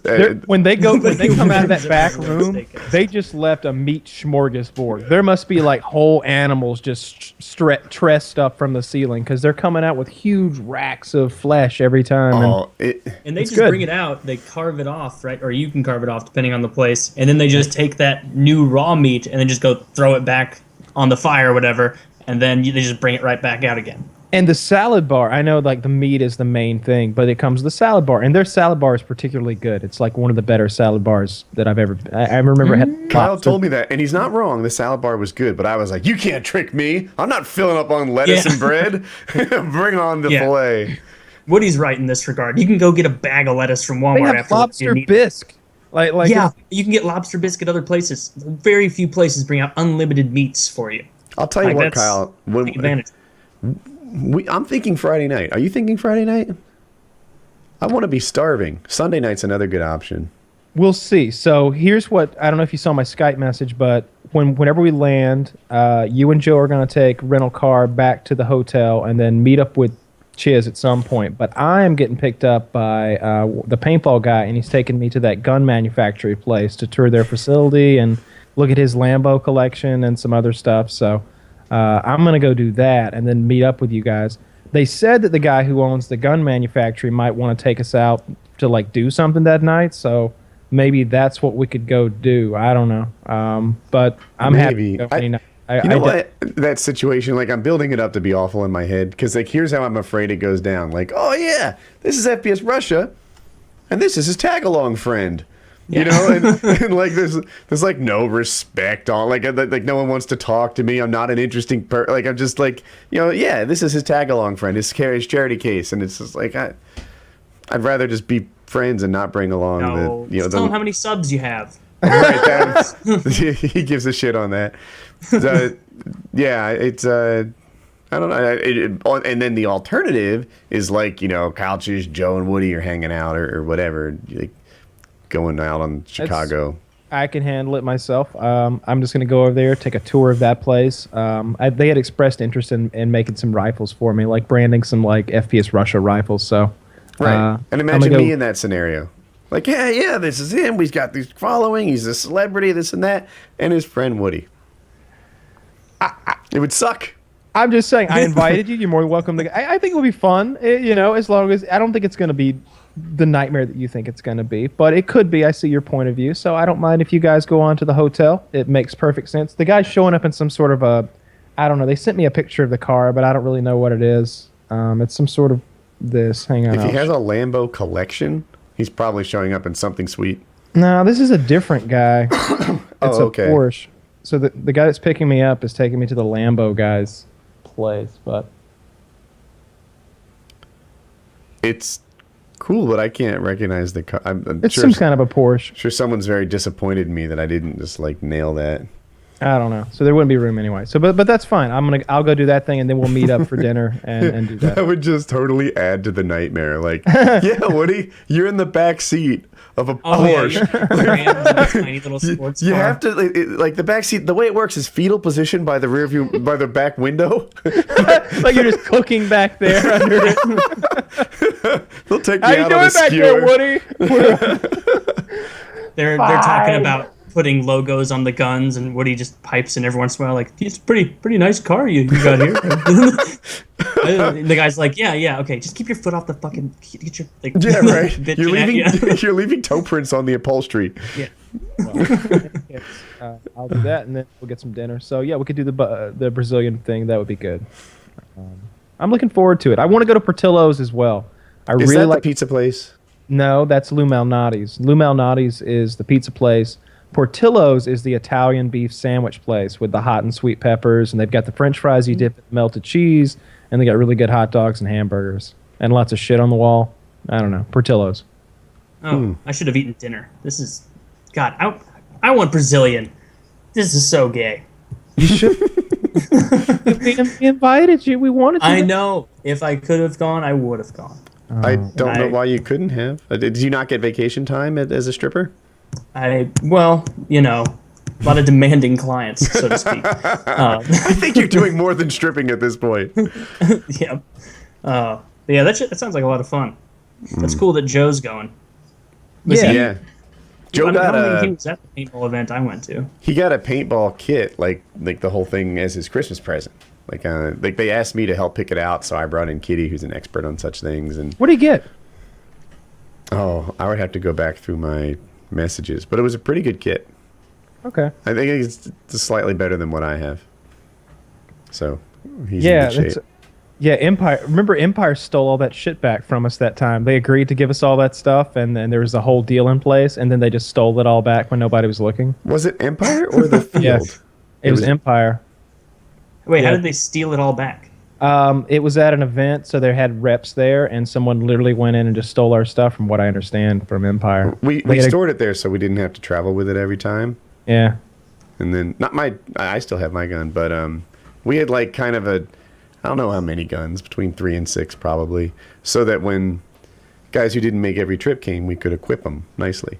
Yeah, and we had agreed on a deal where basically like the advertising that we were pulling, like Woody and myself, was like paying for all of that. It's like it was paid for. That was our equipment. Like there was a deal in place where like we'll make a video for you and you'll give us these guns, and it was done. And I think Team Art might have been part of it too. Yeah, and then they just took their stuff back. So that's pretty shitty. Did you complain? So. Well, how do you? I mean, what are you gonna do? Call the cops on them? It's just like, well, fuck you. We won't work with you anymore. So I'll shoot my Geo and my axe, or it's not my axe. That's an Empire one. Yeah, I have an axe. That's what I'll be shooting, I guess.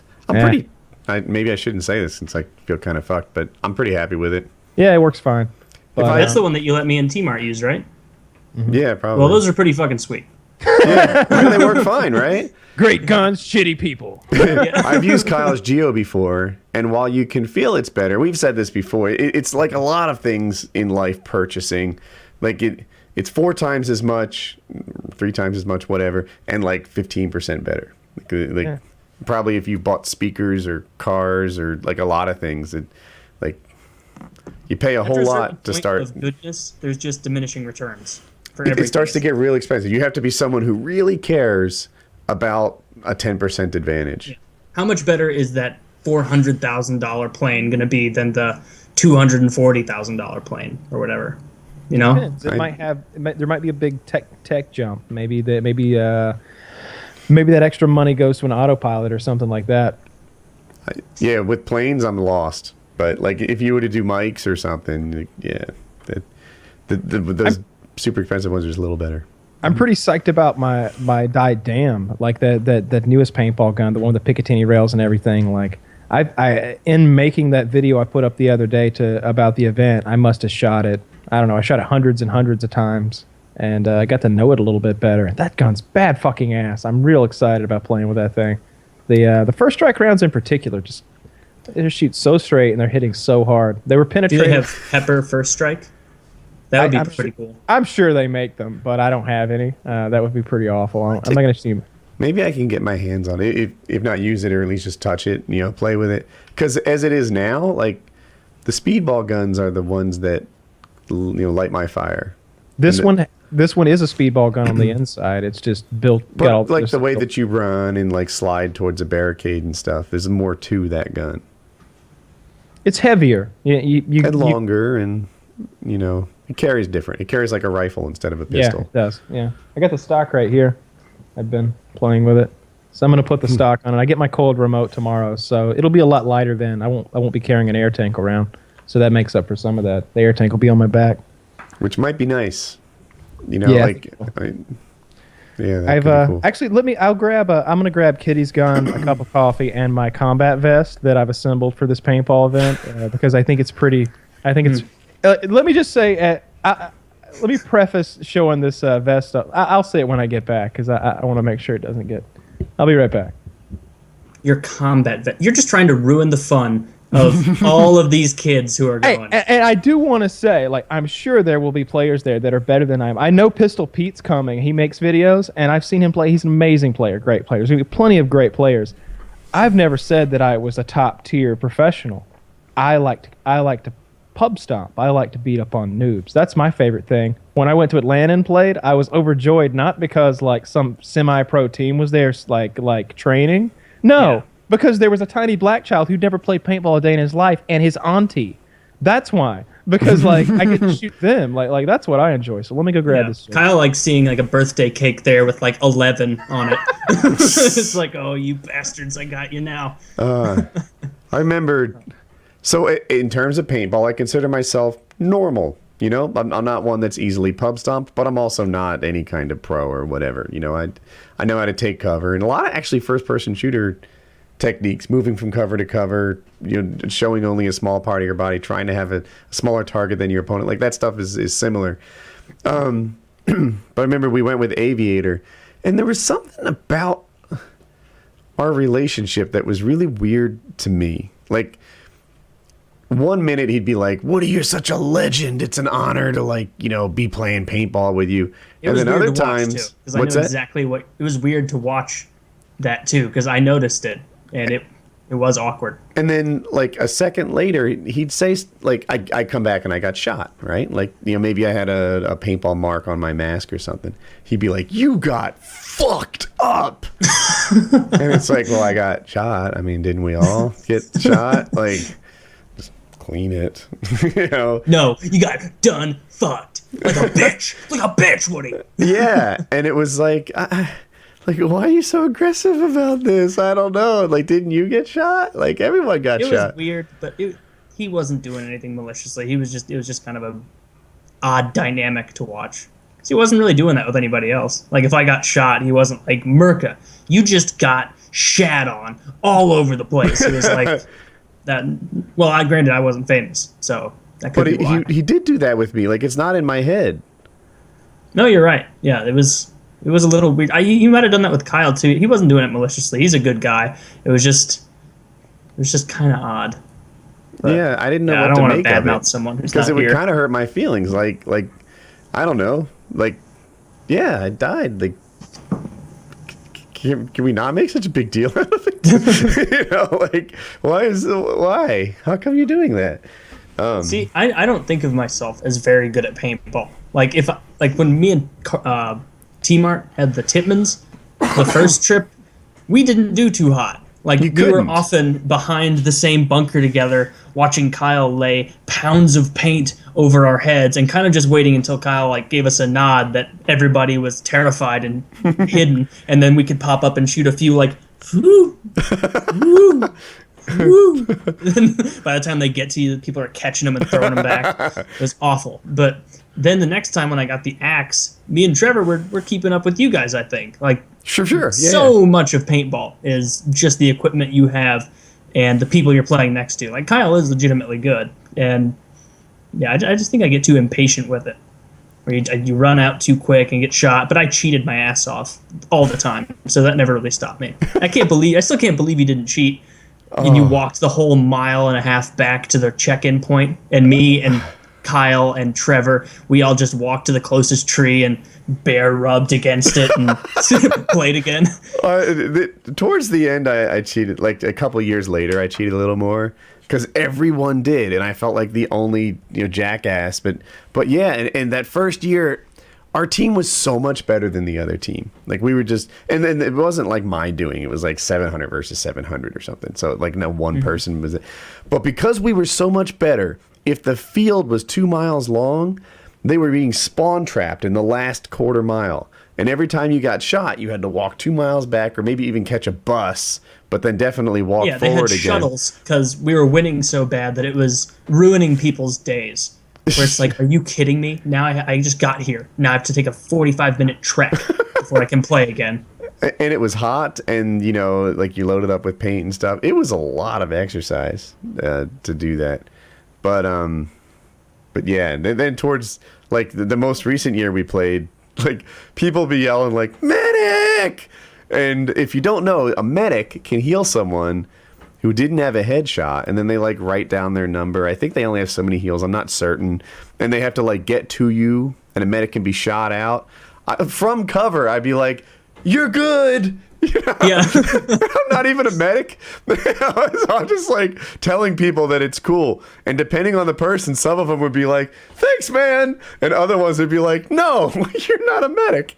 But nobody, I can't imagine. What kind of, ivory pedestal sitting fuck are you if you're like, "No, I will not take your unmedic healing powers. I'm going to walk back and ruin my day and get sunburned and have to carry this heavy gun and a bunch of paint that's just the whole 2 miles back." Like, if I didn't cheat, that wouldn't have been a very fun trip.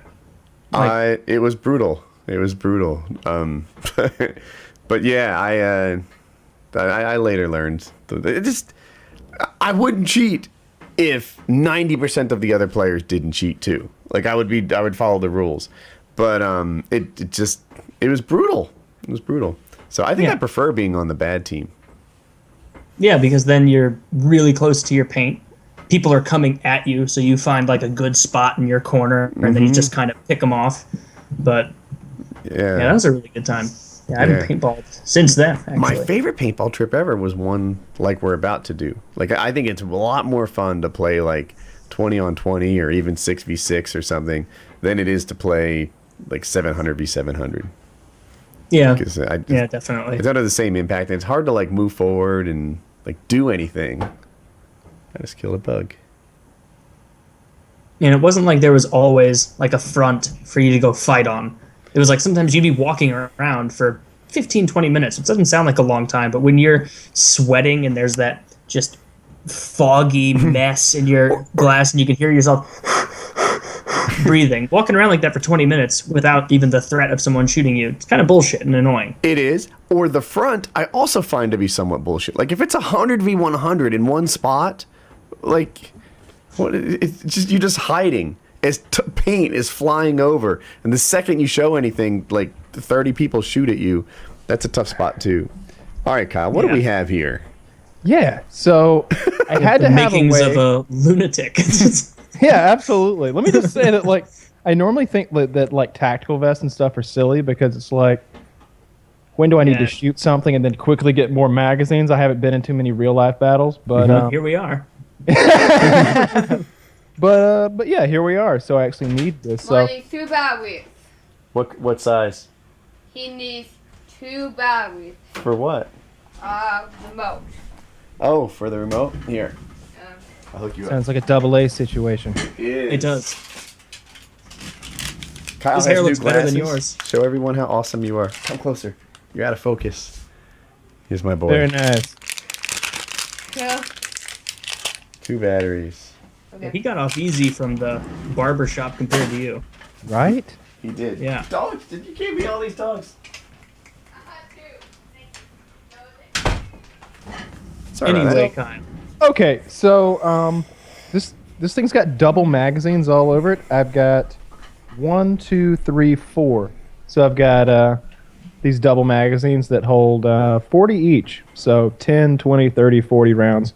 I put some friction tape on them so they would stay in the pockets, and I cut all the elastic out of the pockets because it was just making it slow to change mags. But I got 2 on the front and 3 on the front and 1 on the back, and I got my air on the back.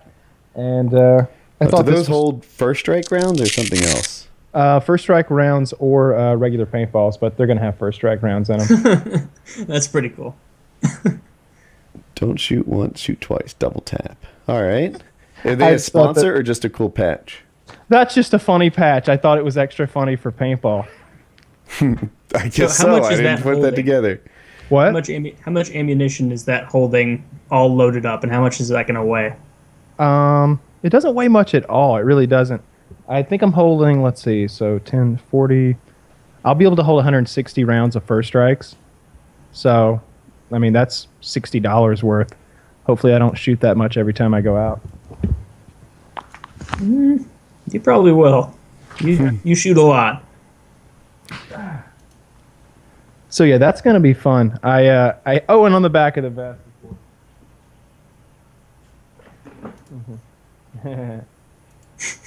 Professional. There's no Russian patch. I think I've got one somewhere. I think there actually is a patch that someone else made and they gave me one time. But Whenever you want one, I have new topics. Mm-hmm. If the time Oh, is is right. that the small pistol? yeah, this is a paintball gun. That's 43 caliber. It looks like a Walther P99, a lot like one. Mm-hmm.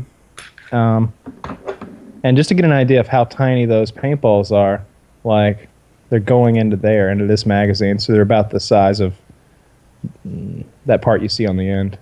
Have you been hit by those before? Never ever. I didn't even know these existed, really.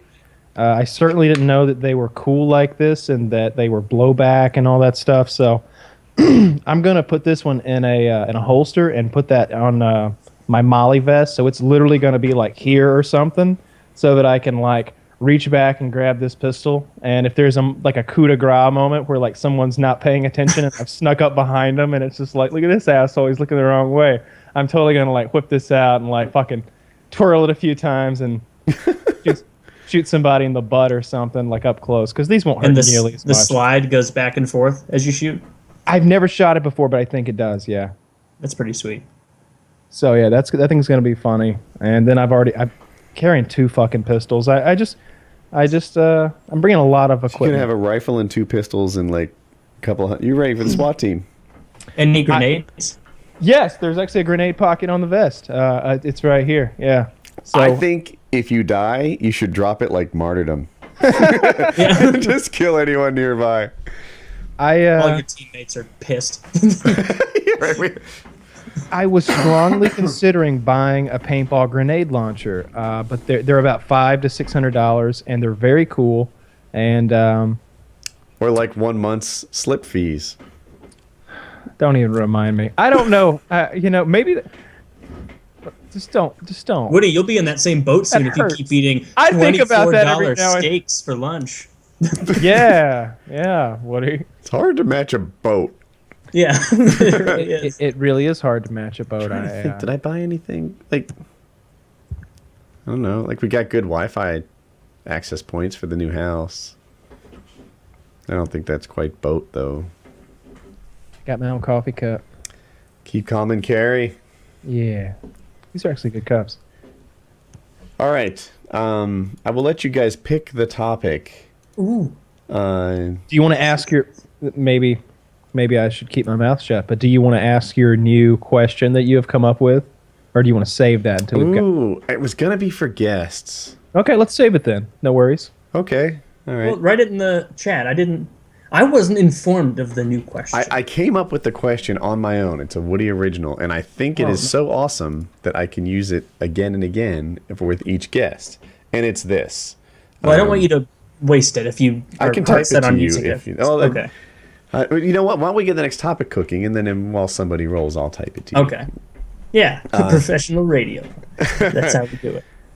Who do you think, living or dead, has the most overrated attractiveness? Who is No, not that's near- good.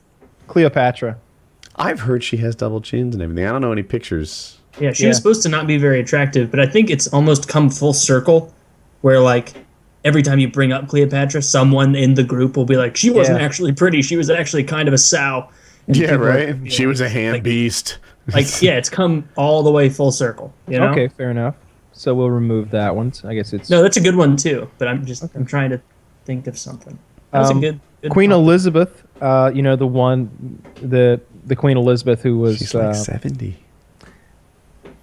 The other one, Queen Woody, Elizabeth. you silly goose. I When he died I of the legit car- don't know the other beautiful... Like, who's... Is it the first? Who? Oh, God. You're thinking damn of it. Diana, by the way, right? I am? Princess Diana? Is you not thinking No, of I'm her? totally talking about Elizabeth, like from the Elizabethan period or whatever. Oh. Like the one who was super influential on history that there's like movies made about. All Kyle's examples are like, I think this woman's overrated who was from before pictures. Yeah, this is all like shit tier painters that are responsible for this. Wasn't this from history? Isn't It that? said living or dead. I thought this was a history question. I see how you got there, and I don't mean to jump on you too harshly. Like, in my head, like, Angelina Jolie comes to mind. I think you're just wrong about. Oh, I've got a better one. Better than her. Steven Tyler's daughter is often held as like I think this. you're wrong about that too. Liv Arwen. Tyler's hot. No, I'm on Woody's side for this because what if she's wearing the Arwen like get up, the makeup and that everything? adds 3 points, but we're not talking about that. I'm talking about that. If she speaks in Elvish, she's a 9 out of 10. She's fit. I'll give her that. You know, from the neck down, I don't really have any issue.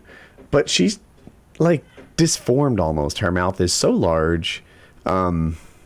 Disformed. That's Yeah. so mean. Yeah, she's Tell me her more, father's please. daughter. Yeah. Yeah, right. Dude, I pointy think her lips are thumbs. sexy. I like them. I think she's super hot. I think you're wrong here. You're I just think wrong. they give her roles that don't talk much because when you see what's going on with that whole lip thing, you start to think of her differently. She's the first pick I have in my head for overrated attractiveness. She's just funny looking. That's a good one. Because Kyle, you're not being honest if you're saying that you think she's like stone cold fox. Like she's decent looking, but she's not. I think her face might be better than Jessica Alba's. No, that's. There is something a little off about I don't think Jessica Alba's Jessica that. Alba's face though. Yeah. Really? I don't know if I've ever looked at I've her been watching face. since Dark Angel. Like I'm familiar with what this girl looks like, and I just think she's kind of fugly at times. I mean, she's not a model of perfection. I shouldn't have said fugly. Yeah. Huh. You dick. Yeah, sometimes Jessica Alba and harsh. Jessica Biel, like both of them, I'm like, I wonder Jessica Biel's are much hotter. I feel like. so she is. hot. I agree. that, like, I wonder what the daily version of them looks like, right? Like, the one that rolls out of bed in, like, period panties and whatever. Are they still mega hot? Oh, God. Really? This is what living with a woman is like. You guys have both done No, this. I know, but rolling around in what you're making it sound like is just open blood everywhere. It's I'm not going for that. I was just going for, like, you know, like a frumpier fitting panty. And, you know, like, just like, I wonder is it still amazing? Probably not as good, probably, but still, you know, get the feeling of like I know what they can look like, so you they give have- them the benefit of the doubt. Do they have, like, a hint of cellulite when they're not filming? You know, like I know UFC fighters on weigh-in day look like fucking craziness of like perfect athletic specimen, but you catch them, you know, they literally have like 15 pounds of fat in water, 20 pounds of fat in water that they shed for that day, and they don't look like that all the time. I imagine actors and actresses are, you know, primed for their bikini days too. Do you think that Jesus had the kind of six-pack that everybody seems to think? Because he's portrayed as a very attractive gentleman from history, always very ripped. I hate it so much when Jesus is blonde and has blue eyes in depictions. It's just like, what do you think? Where do you think they were? Like, why is Jesus the only blonde-haired, blue-eyed motherfucker in this picture? Why is he surrounded by all these Jews? Why does he not look like the? What did he look like? He's Jewish, and he lived in Egypt, right? He would have like olive-colored skin. He'd have a short-cropped afro. That's what Jesus looks like. He looks like probably be short, hairy arms, bad at sports. You know. I think That's awful. I think he would be good at sports. I feel like he'd have like some, you know, some super abilities that he could apply to whatever kind of backyard boyhood games they played. And wow. So I don't know. I googled what would Jesus really look like, and I'll share it with the YouTube listeners. Have you seen those other pictures? It really online? describes what Kyle was talking about. Like Jerry Seinfeld, but more Jewy. This is what Jesus would have really looked like according to Google. They're making him look like the missing link from a documentary from 2003. Or perhaps one of the 9/11 hijackers that we never knew about. Like if you saw this image and they were like, "This is Khalid Sheikh Mohammed," it turns out he was one. You're like, "Oh, okay. I hope they get him." Yeah, I hope they get him, bastard. Sorry about the cameras. Let me fix this. No. But have you seen those other ones? Like if you look up like Black Jesus or like Korean Jesus, it's like all these churches from other places in the world that changed Jesus even more. That's hilarious because Jesus was not Korean. Okay, like I would never presume to make Buddha a Caucasian. Like imagine a big white Buddha or a big black Buddha. That's even funnier. Man, you can't do that. Just like Santa Claus. Santa Claus is white. I remember there was some lady on Fox News that was having to complain because she made some statement. She was like, "But Santa Claus is white. Santa Claus has always been white. It's just a fact." And I was like, "But wait, isn't Santa Claus white? Like Saint Nicholas would have been a white guy. Like, really doesn't make sense to have a black Santa Claus." Santa was definitely white. I mean, if you want to make a black Santa Claus, that's cool, but don't call him Saint Nicholas. Call him like Saint Rufus. I was totally waiting for you to go racist on it. Don't call him Saint Nicholas. Call him Saint Rufus. Yeah. Oh, I know what Woody was thinking. Like on Jamal, on Saint Jamal. Oh my God, you're literally whipping as you tell your joke. Well, the reindeer would have those names. I wouldn't. What, you think Saint Rufus' sled would be pulled by slaves? Now that's racist. I didn't even think like that. I was thinking of reindeer. I know exactly what Woody was thinking. But it wouldn't be reindeer. I It'd don't be a bunch think of so. pit bulls. Who else is overrated in terms of attractiveness? You got anyone? Hilary Swank, though. She's always just kind of a. Anne Hathaway, maybe kinda. Like I really like her, but she's thought of as being super hot, and I'm like, I think she is super hot. I've seen her topless in a few things too. That's a thing too. She did so many children's movies. She had to like break out of that casting. So all of a sudden she's like a sexual deviant. Yeah, I like that. Fine with. Yeah, I like that too. I don't know, man. Just the thought of sexual deviance makes me look forward to Game of Thrones.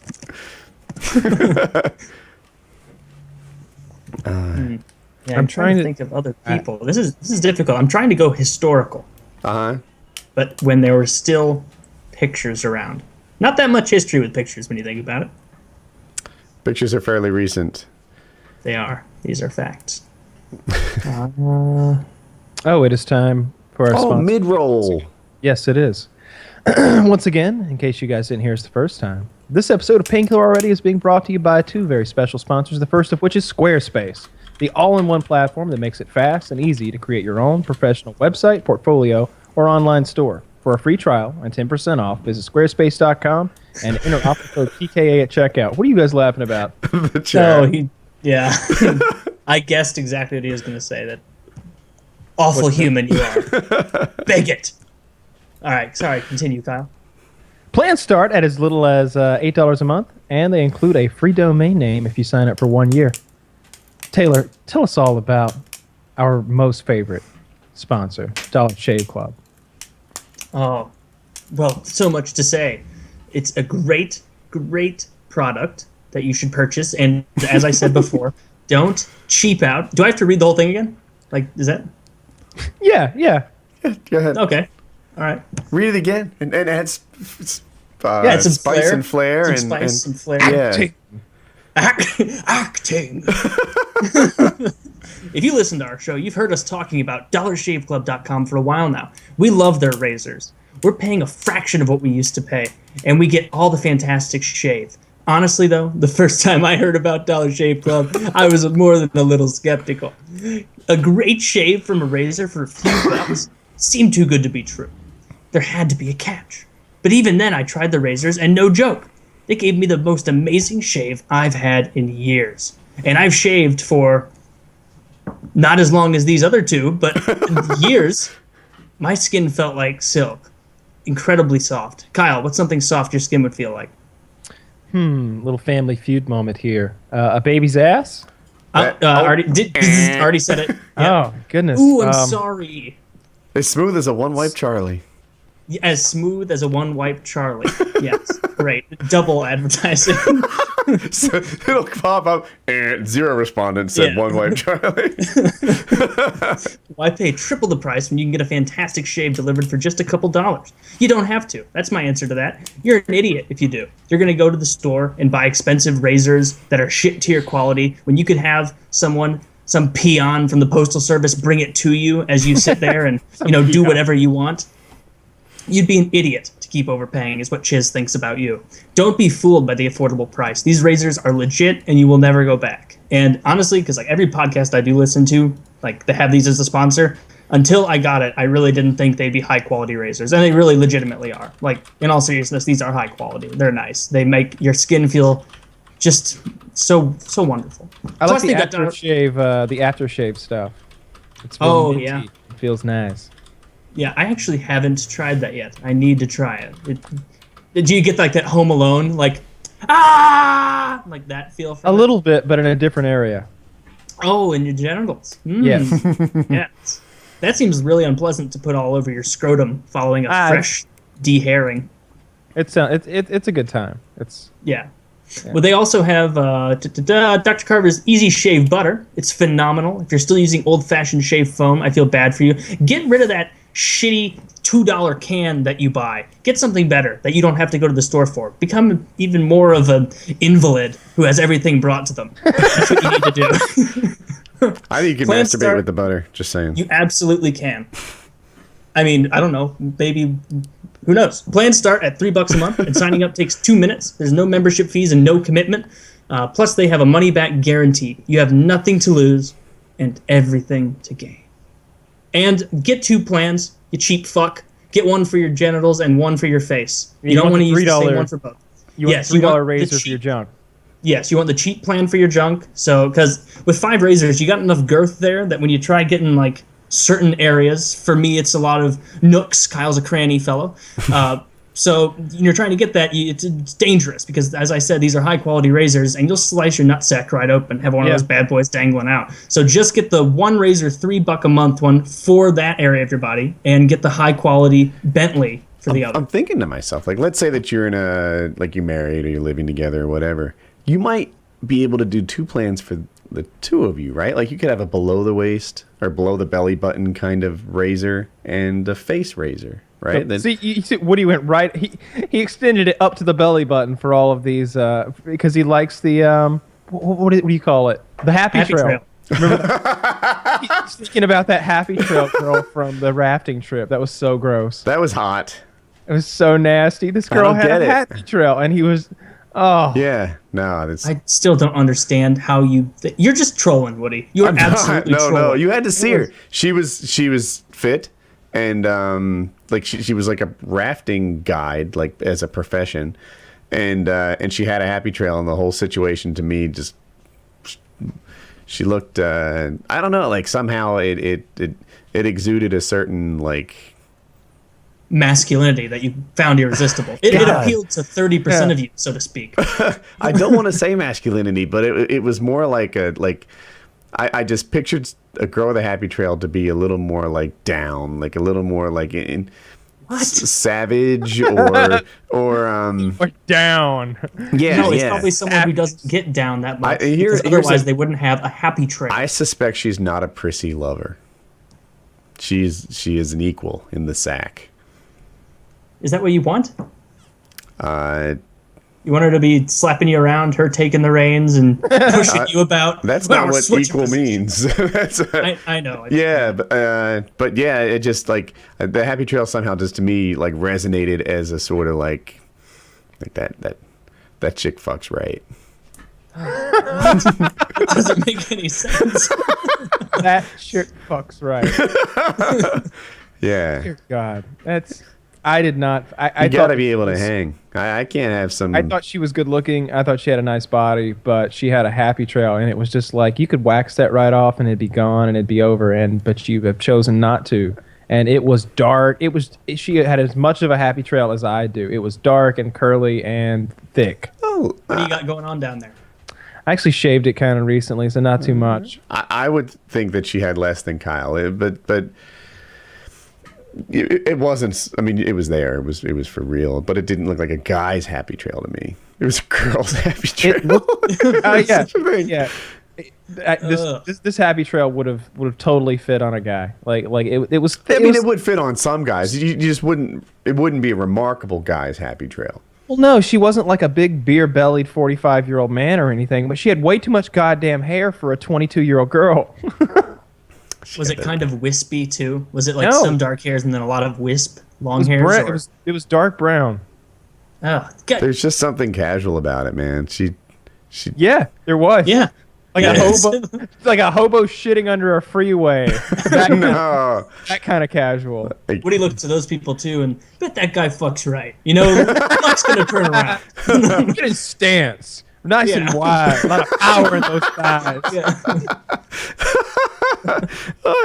No, I feel like these are thoughts I shouldn't even have, right? But it's for the show, so it puts you in a weird.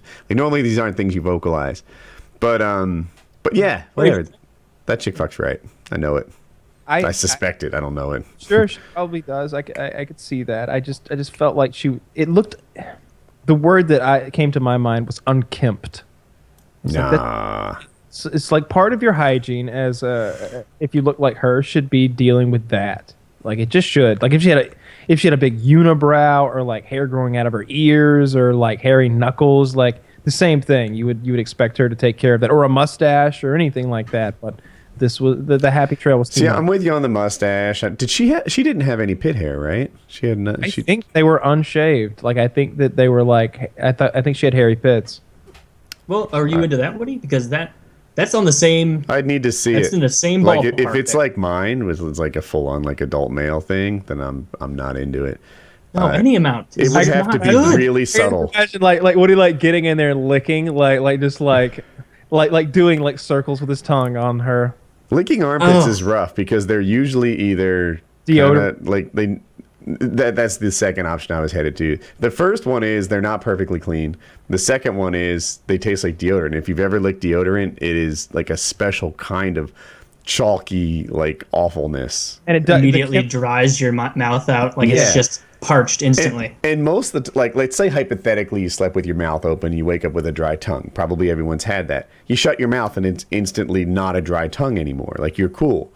If you deodorant your tongue, you're like, motherfucker, like this is an unsolvable problem. Yeah, it sucks. It's really bad. It's not a good thing to do. So I don't really like armpits much because they typically deodorant on them. But I held a ticklish girl down one time. She just got out of the shower and I knew she didn't have any deodorant. Like held her down and like licked her armpit because she was super ticklish and she was just screaming. It was great. Yeah, but if it was a subtle enough armpit hair, or if or like the happy trail or whatever, like to some extent, like I like women, and that to me is like a little bit of like that's just what an adult woman looks like, you know. It doesn't scare me off one bit. scare me off. I'm not like, oh, my masculinity's threatened. Look at the size of that bush. Like it's just, it's just like it's not. It was too Not much. into it. Yeah. And she looked pretty strong too. She was very fit. She looked like she looked like she might just pull a dick out of there and surprise you. Like that could easily happen as well. Like she was very fit. She was picking up like a 6-man raft and carrying it on her head. Dude, I think, God, You find a picture of her? not of her, but I Googled female happy trail. Tell me if you think this is representative of what she looked like. JauntieDame.com. Oh, it was more than that. All right. So I'm going to share this and unshare because I'm afraid of what this Google search might. So Kyle thinks it was more than this. I think it was approximately this. That's still too much. But let's. Oh man, I'll keep searching. I had the footage. I was looking at it today. I should go through and try to find her. Get a still shot just of the midriff area. I'm sure I have it. Send it to Woody. I Googled female happy trail, and some of these are clearly guys. Oh, here's a guy in women's underwear. Well, link. Not a problem. No, I don't. No, you asked. You're clicking. Oh, that was a mistake. That happy trail pictures. There's not a lot of female happy trails to like No, compare. because most of them would stand in the mirror and be like, I got to get this situation under control because I have a job where I don't wear something that covers this. And if you know that if she had that going on, that the downstairs was just a bramble of gnarled roots and vines, which is that, I don't really mind that, but No. Nah. You'd be down totally all natural. well, a cleaned up au natural, not just like live and let live down there, like like just a little more, a little bit of upkeep. Get a design going. Something. Do a giraffe. Shit. Well, that is the only happy trail picture. I think that approximated her happy trail. And it, yeah, and like you said, a little upkeep, maybe full on landing strip. Yeah. It was not a good look for her. I didn't think so then, and I don't think so now. I will stand by that.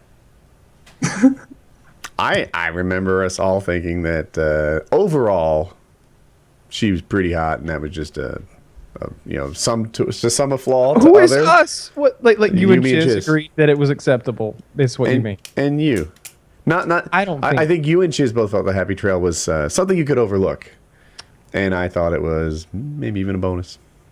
But then again, Oh, I'm at least halfway gay. I think by now. Yeah. Good God, Woody. We're gonna get on this show one day, and you're gonna ticket past the 50% point, and then it's gonna be real awkward for everyone. Like, You're just what going to be on camera with Dr. Chiz, and you're both going to be wearing those hats. yeah. we You know, could so we arrange train that. together to. Speaking of gay sex, have you seen the new season of Trailer Park Boys yet? No. No, you mentioned this last week, and I still haven't. Wow. You guys really need to get on this. I'm telling you that it's as outrageous as any season of that show has ever been. It really is. It's great. The relationship between Randy and Mr. Leahy is disgusting and weird as ever. Ricky is just as fall down. He's just as much of a piece of shit as he always has been. His daughter's pregnant, which is great. And it's just white trash moment after white trash moment. It's hilarious. It was I think it's the 10th season, maybe the 9th. It was awesome.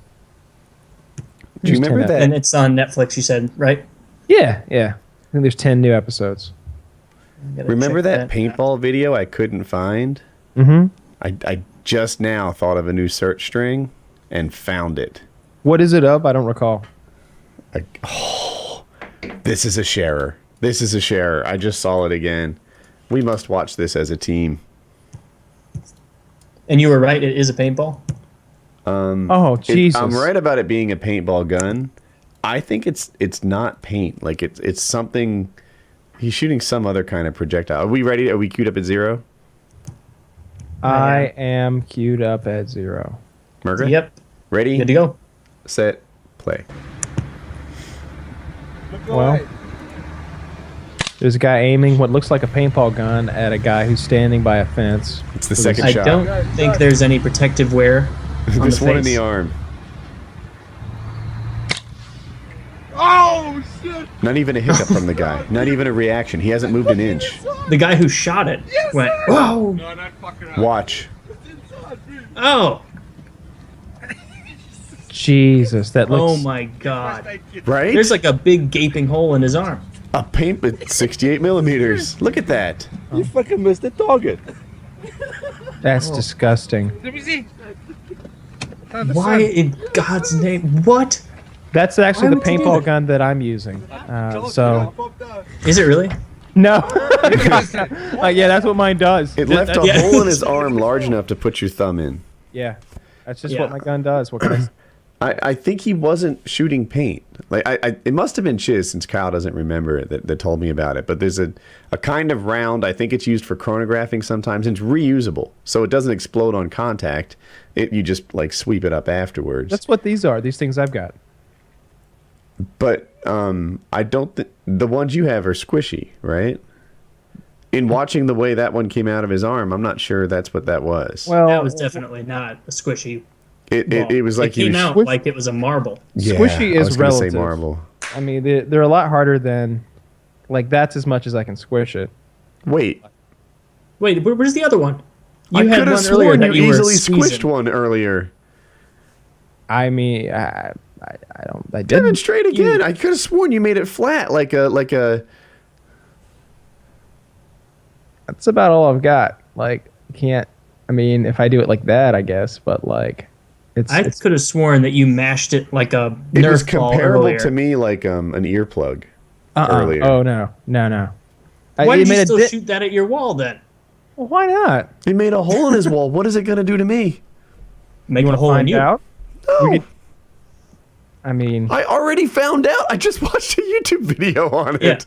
I bet a Well, it listener won't- wants it to won't- find out. I'm sure I it want to won't do be anything. bad. What I am I, thought it was Jeremy? Yeah.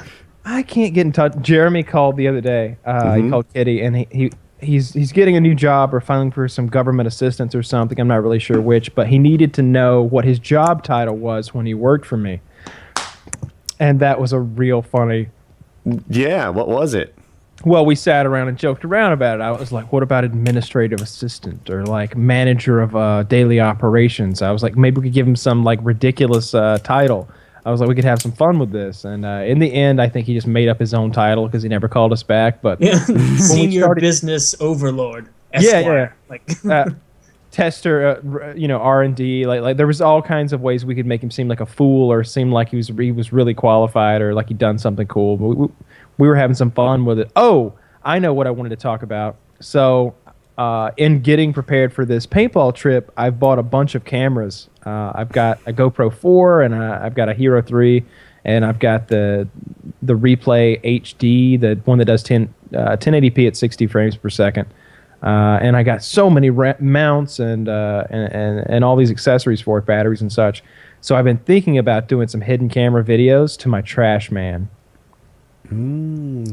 And we've been discussing a couple different possibilities. One of them that I thought was funny because I'm just an asshole was I was going to capture a possum and then hide the possum in a box and put that in the trash so that he would basically get attacked by a possum. The other one was, and I feel like I'd have to build it up over time This because is the good one. they suggest that. So you got to keep in mind, this guy thinks that I'm some sort of an inventor, some sort of like Doc Brown character. Like he's mentioned to me a few times that he's like, what you need is to work on those drones, but with rockets. You know, like that R2D2 thing. You know, that's what you need to. You should show him your video. Yeah. Oh, I should. He would. Maybe that's step one. So here's what I'm thinking would be hilarious if I did this to him over time, because I would like to convince him that I'm a time traveler. So at first someone said, just run outside with like soot all over you and like a white coat on and like goggles and your hair's all blackened and be like, what year is it? And I'm just like, no, he'll never fall for that. Like he's gullible and he's a bit slow or whatever, but like he's not a moron by any means. Like this is a regular human being. So I was like, we got to build this over a few weeks. So I'm thinking step one is I mentioned my big project in the basement, something I'm working on, this new machine I'm making, and maybe the next time around I mention it again and I show him a picture of a time machine that I've had like photoshopped together. And then over time I keep talking about it, and if I ever get him convinced, then I could totally come out with like some makeup and stuff and pretend like I've been in like the 15th century for like years. Like, what year is it? And he's like, oh, I can just imagine him, oh Lord, oh Lord. It's like, we've got to go back. We've got to go back and get Kitty. She's in 15th century France. Come on! And then if I could have a bunch of different outfits, like a powdered wig or something like that. I'm just imagining, like, if I could actually get this jackass to jump in some sort of a cardboard fake machine, and then we could just shake it and make some noises. Like, it'd be funny to fuck with him. But I'd be interested to hear anyone else's ideas on pranks I could pull on the trash guy. I do still think that maybe body parts in the trash would be really funny. That would be funny. Also, could get in trouble. I don't not think like not like actual trouble, but it could maybe ruin his day. And then he calls the police, and then they have to waste their time. And you'd have to find someone that is stone cold retarded for this to work. Like, there's no middle ground here. This guy's a little, he'd be gullible, I think. I'll just leave it at that. I feel like I don't think there's anything wrong with him. I just think he's the sort of guy who I could convince that I have a time machine. There's nothing wrong with him. I could just convince him of something totally ludicrous. What I really wish is that I wish I had a time machine, or at least something that looked like a time machine. Like I wish I just had like some crazy door you had to like twist something and like open it up and get in. There was an episode of the Howard Stern show where they got I think it was they put a retarded guy in a cardboard box, and then they shook it and made some noise and told him he had just traveled to the moon. And he believed them because he's like in the box. He's like, there's lots of flashing lights. There's lots of flashing lights. I don't know. They're like, you're going to the moon. You're going to the moon. And he really believed that he had went to the moon in a cardboard box. So an actual retarded person they did this to. They call him, what is it? Eric. I think it's Eric the retard, right? No. Eric the retard. I pitched Eric. There's another Eric as well. So there was Eric the actor who was the midget. He died. There's high pitched Eric. He's like 42 years old, and so I think he's feeble when they tested him. I think that was his score. It came out like 64 IQ. But there's another guy who I'm not thinking of right there. It's like something they call him the Conqueror now, but they used to call him the Retard. But he's literally retarded. Big upgrade. Yeah. But they convinced him that he went to the moon in a cardboard box. That was great. Recently they did like a story about Bigfoot, who's another one of the whack pack guys, and he's got this transsexual girlfriend, and that was hilarious. Like they followed them around for a few days and like took a look at what that life was like. Bigfoot's another guy who's I'm pretty sure he's mentally retarded, and he's like a giant guy who's just I don't know. He's got a few. When you hear him talk, it's interesting. It's I really like the Howard Stern show. When I'm not listening to Game of Thrones, I'm listening to Stern. Game of Thrones has completely taken over my like audio experience. It's almost like anytime I'm not listening to it, I have to keep up and get going. And Kyle, I guess, has been listening a ton because we've been listening the same amount as I think. Do you find yourself thinking in like narration sometimes because you'll just have it running for hours and hours? You'll be like, into Chipotle he walked, feeble with hunger. Actually, yeah, sometimes stuff like that does pop into my head. If I have 14 and a half, so I'm within 14 hours of Kyle, we've been listening the same amount because I've been hovering right in that range. I don't want to spoil anything. See, here's the problem. Like, it becomes difficult for us to discuss this anymore because we're going to be book readers and not show watchers anymore. because there's something I wanted to talk about I'm wondering if it's going to be in the first episode, but I guess I should say it's the situation that John finds himself in at the end of book 3. John, I just listened to the scene with the big battle. It was much better in the show. Like that. They condensed it down into one big fight, and they made everything more. They made certain parts of it more meaningful, and they made deaths more meaningful, and it was a more Hollywood style thing. The way he wrote it is more like an account of how like an actual battle might have gone, where it's kind of where like it's all details, and it's like there's a raid one night that doesn't really last very long, and then it stretches on over like 5 days. But his what's it? Egret. His girl. Egret, yeah, she just well done. What's that? Oh yeah, well done. Not bad, right? Egret. Is it a spoiler to talk about what happens to her? This is last year, right? We can say it. She just died in the book where I am, and like so far that battle, there's not all that much to it. I don't know if there's much left. So I was just like, oh, this is kind of insignificant compared to the show where it was a huge thing. Well, it just keeps going on and on. Like when you get to that part of the book, like, I mean, I've got an hour left in the book, and the red wedding kept going on and on. Kyle was like, I'm at the part with the red wedding. And then when I got to it, I'm like, oh yeah, I'm at the red wedding too. And for like the next 9 hours, you're like various red wedding things are happening. I didn't feel that way. I felt like it was over pretty fast. The finale scene was over pretty quickly, I'll admit. But leading up to the red, think about when she first said, you have to accept their offer of wine and food because then you're a guest and you have guest rules. To the time when the red wedding, like, really climaxed. Yeah. It's like 60 pages. Yeah, Not maybe that so. much, but quite a lot. In the audiobook, I mean, there were chapters. Like, they went from them back to, like, other people, to what John was doing, what Arya was doing. Then they go back to the red wedding and, the travel. And, like, there was a lot happening there. Like, the red wedding, I want to say, wasn't 60 pages. Like, it happened over the course of 600 pages or something. Well, I'm exaggerating. But because there were other stories mixed in. Yeah, well, yeah, if you count, like, John in there and Tyrion and whoever else. Sorry, Kyle, interrupted you. No, you're fine. I was just going to say John seems to be a much more central character, and he does so much more stuff in the books than he does in the show. And I don't understand why magic isn't a more central part of the show.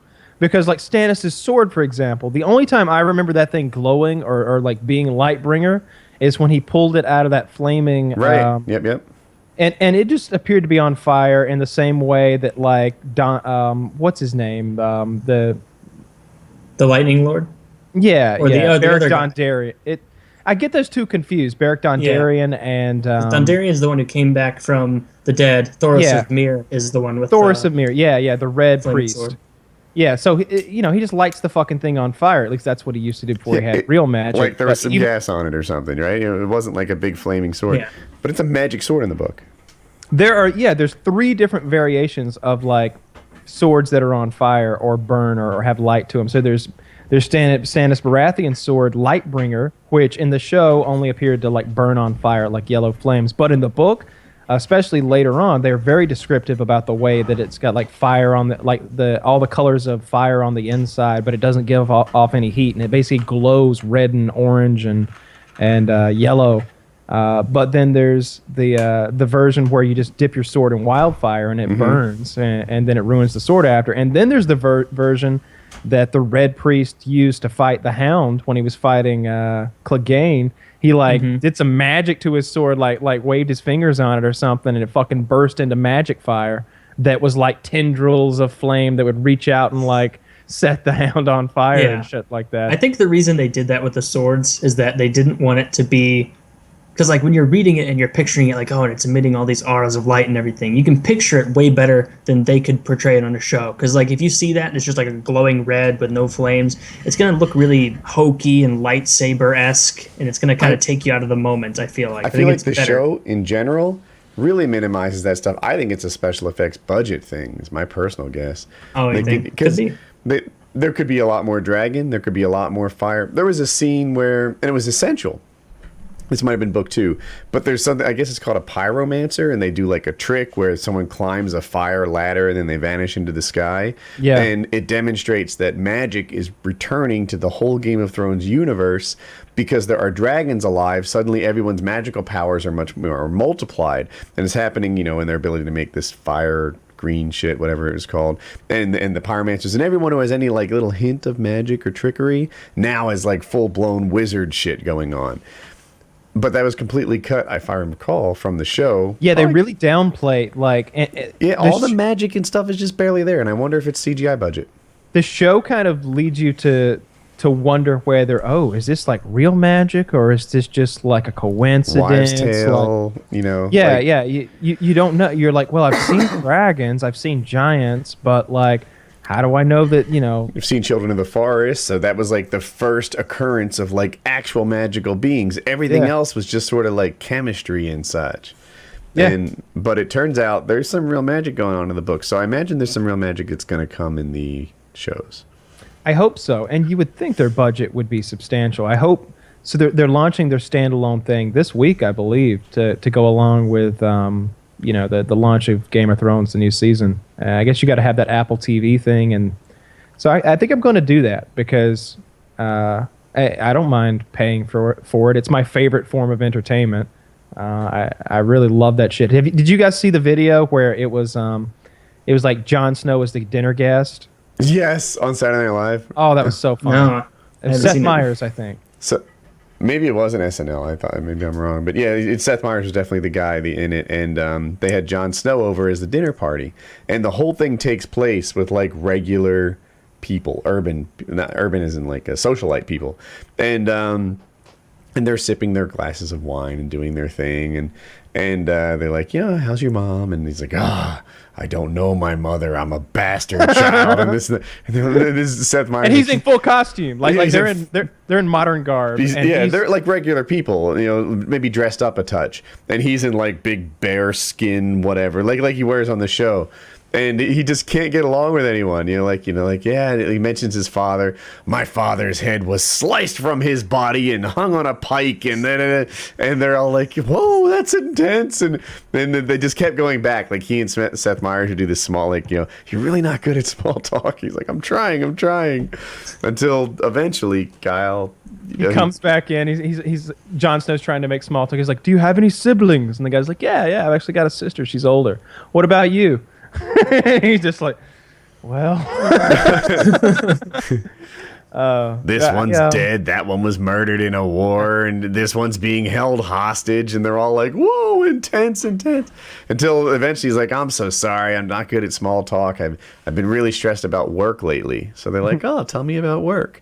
And then it goes into a montage of him telling the entire Game of Thrones story, and they're all captivated and they love it, and suddenly he's just and like they go to a scene where like he's got his fingers pressed against the guy's eyeballs, and there's another scene where I guess they're slicing a head off, and he's like acting out all the major like turning points. The red wedding, yeah, and it was great. Then they all loved him because he told the Game of Thrones story, and the music's going on, do.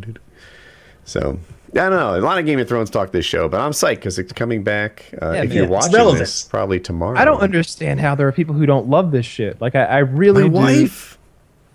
Like What's that? She doesn't like it. Yeah, she hasn't given it a shot. That's the problem, because anytime there's so many people like who like my ex-girlfriend hated Lord of the Rings. She's fallen asleep in it, like she fell asleep with me, trying to watch it with me like 2 or 3 times. But with Game of Thrones, she loved it. Yeah, you don't like Lord of the Rings that much either, but Game of Thrones is so much different. By the time The Hobbit rolled out, like I read all the Lord of the Rings books and stuff. Like I liked it, but I just thought The Hobbit was really poorly done. I'm with you. Then I'm with you 100%. I feel the exact same way. I love the first 3, and I'm not. Yeah. I like the Hobbit story less and less as it went on. The first Hobbit actually didn't seem that bad to me. As a book reader, I was like, really? Like, there's so much that wasn't in here that I expected. And so, what was I going to say? About Jackie not what liking Jackie likes. She likes that TV show New Girl. Do you know it, with Zoe Danshall? She likes Psych. Zoe Deschanel. Get Out. That's her real name?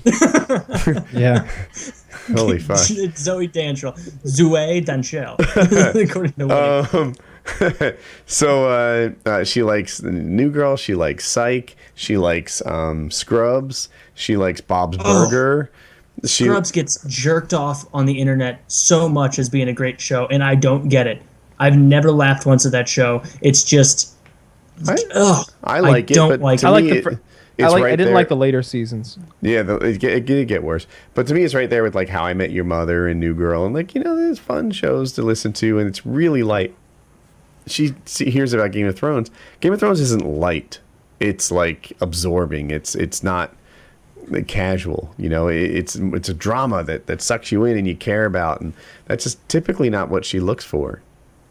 So she just doesn't like that it kind of demands her full attention, and you can't just kind of like casually watch it. And I think if TV was music, she would like Britney Spears, One Direction, and sort of like bubbly TV, the sugary TV, and Game of Thrones is meat, and she wants candy. it's a good way to describe it. And It's definitely my favorite show. I really look forward to it every time it comes out. I used to like X-Files the same way, so I'm pretty excited that they're going to go back and make some more X-Files. David Duchovny, Gillian Anderson have signed on. I don't know who they're going to get to direct. I'm hoping that what's his name comes in and does at least one episode. What's his name that did Breaking Bad? Cranston? No. The Vince Gilligan? Yeah, Vince Gilligan. Yeah. I finished Better Call Saul. I know a lot of you guys haven't seen it, so you won't know spoilers at all. It's heating up. I like it. Dude, so I finished the whole. Are you caught up? Did you see the whole season? Yeah, I'm current. The entire season turns out to be character development, like the whole season. Like it, and it's not bad. Like as a guy who likes fast shows, I was still enjoying it. But Breaking Bad, in the opening minutes, he's there in his underwear, in distress, like stuck in the desert, and then they even like tell you how he got there. In Better Call Saul, it's literally 10 hours of like get to know Saul. Wait, is this season over? Mm-hmm. Oh. Right? It was kind of a letdown of an ending too, right? Like it didn't. There was no. That is a disappointing. So the cliffhanger. The cliffhanger was that scene at the gate. You know, where he's like, I've had a change of heart, and that's his thing. That's how the season ends. Getting Mike involved. Just defined how he became Saul, and 10 hours of that. That's a lot. Did you see the entire season of It's Always Sunny? I don't think so, actually. Not even close, actually. I think I've seen like 2 or 3 episodes this season. I think it's one of their better seasons. I really liked this season. The last episode was Dennis starts a cult in the last episode called. I did see it all. I saw the last one. Yeah, the ass kickers. Yeah. Always Sunny to me falls victim to like what every TV show does and every YouTuber does, which is eventually like, it's not that this season was bad or fell off a cliff. It's just that I didn't think it distinguished itself from the previous 9 seasons or whatever it is. It's like I watch it and I'm just kind of like, it's getting a little formulaic, and I disagree. I feel like they even like went out of their way to like to break the formula in one episode. There's an episode where they direct that, like they pinpoint that in particular. They're basically hinting at that they're not going to be formulaic for this episode and show you what it would be like if characters acted out of place. Which one are you thinking of? Yeah. They were like, they became friends with different people, and like at this point, I would do this. Charlie's at a restaurant saying like, I really don't want to order like deer horns and beak, right? And eat it, but everyone expects me to eat beak, and she's like, you don't have to. But it wasn't like I hated it or anything, and I kind of like the actors in it somehow. Like I wish them well, but I'm not sitting here like salivating for the next season of Always Sunny. It's just kind of a tired show for me.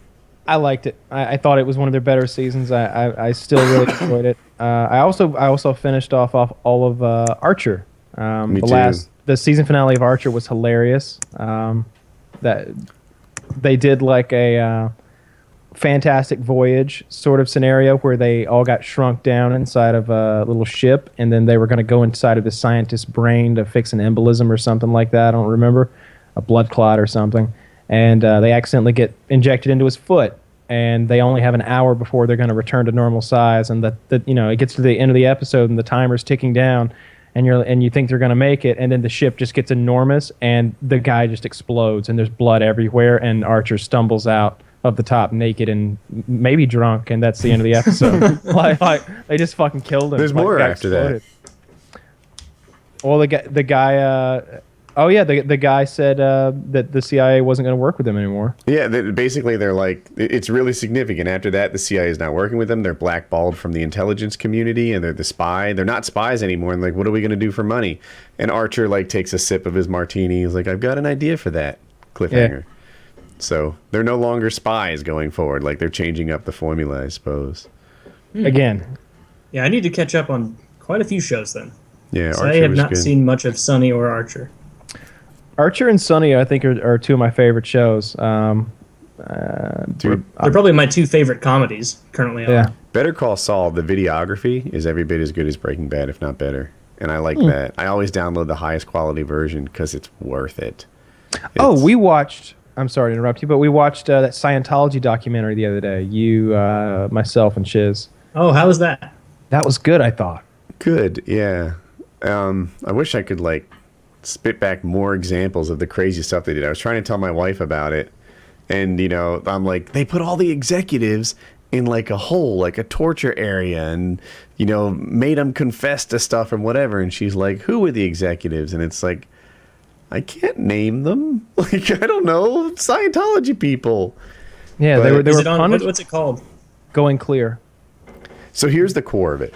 In Scientology, fairly early on, a regular person will meet with an auditor. You will aspire to be an auditor someday too, but it's an achievable level. There's a lot of auditors. And they tell you that your negative thoughts have weight, like actual mass that can be measured. And they hook you up and they get you to talk about stuff. And it's like positive and negative. And if you're saying stuff that's either not true or maybe like it isn't negative, then it's staying on one side. But then when you're like, you know, I'm feeling down because I'm like a sexual deviant, or I'm like it's on my head because I'm violent, or like you're confessing all your sins sort of. And as you talk about them, you feel better. And this device actually measures how a weight is lifted off your psyche. You know, you admit to your pedophile past or something, and you start to feel better about it, as you might, you know, talking with a pseudo-therapist type guy, and they're saying there's like a science behind this, and, you know, these thoughts are hanging on you and weighing you down, etc. Here's the thing.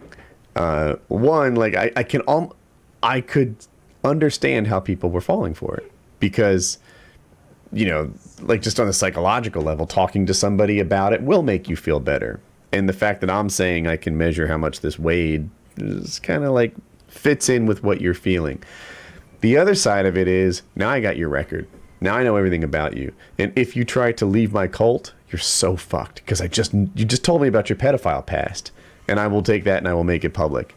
And that is like a part of the system on how they hook people in. And it's one of those things where it seemed like if you were middle class or especially upper class, they were going to suck you dry as much as they could. They always want more and more money. And for various things, they would literally tell you, like, this is for our legal war chest. Like, this is to go after the people that want to hurt us. Or you had examples of people who, you know, they don't have hundreds of thousands of dollars to donate. So they'll just sort of end up working for free, you know, getting paid $50 a week to work 30 hours straight, then 3 hours off. And if you're one of the very few, the Cruzes, the Travoltas, then you get the benefit of this work. Yeah. They've reinvested they became declared a religion officially, so they wouldn't have to pay taxes in '93 maybe. And there's this they've got lots of footage of, like, you know, there's these huge.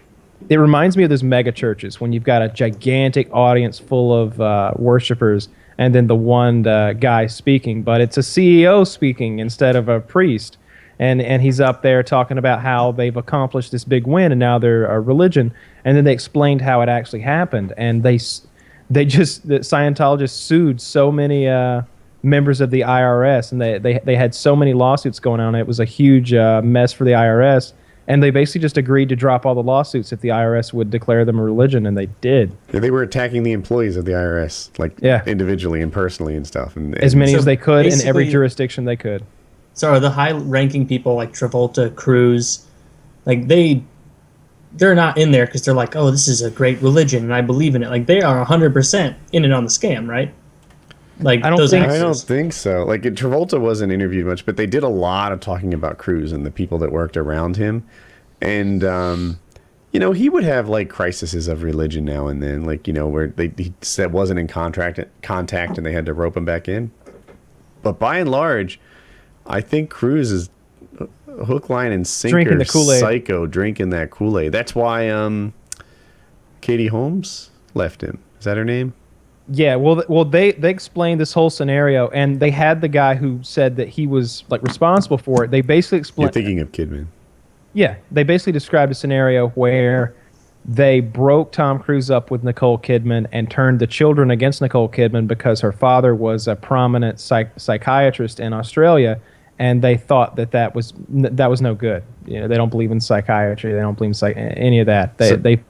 Yeah, he was into Scientology in Days of Thunder. He met Nicole Kidman, and then he kind of got pulled away from Scientology.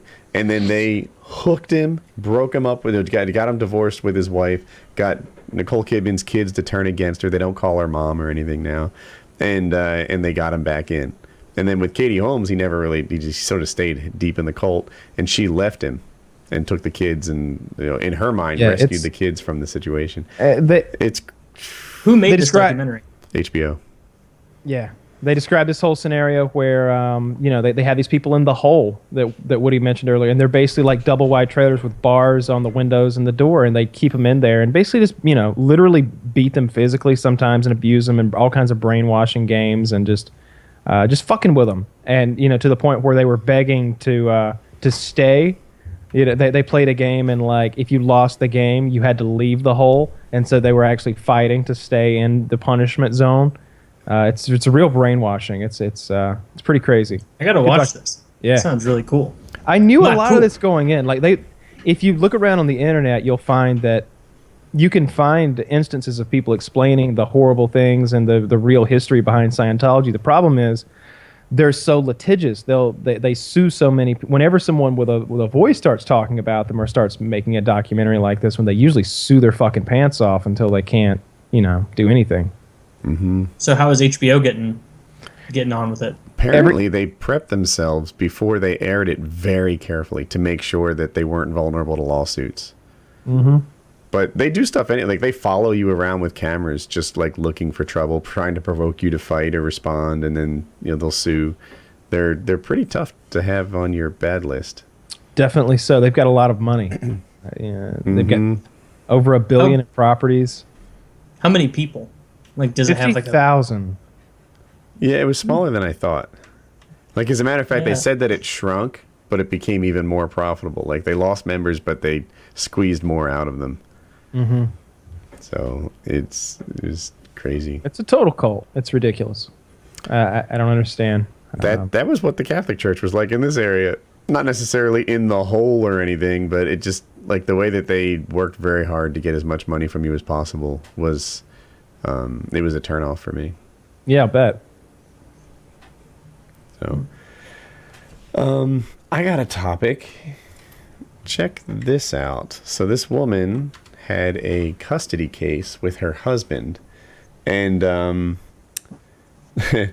so they were supposed to have like a divorce, and they thought it'd be a 1 or 2 day like quick affair, and then it ended up going 9 days, and the core of it was over the custody with her kids, because she claimed that they weren't her husband's kids. They said that the kids were a result of immaculate conception. what the fuck? Like, what?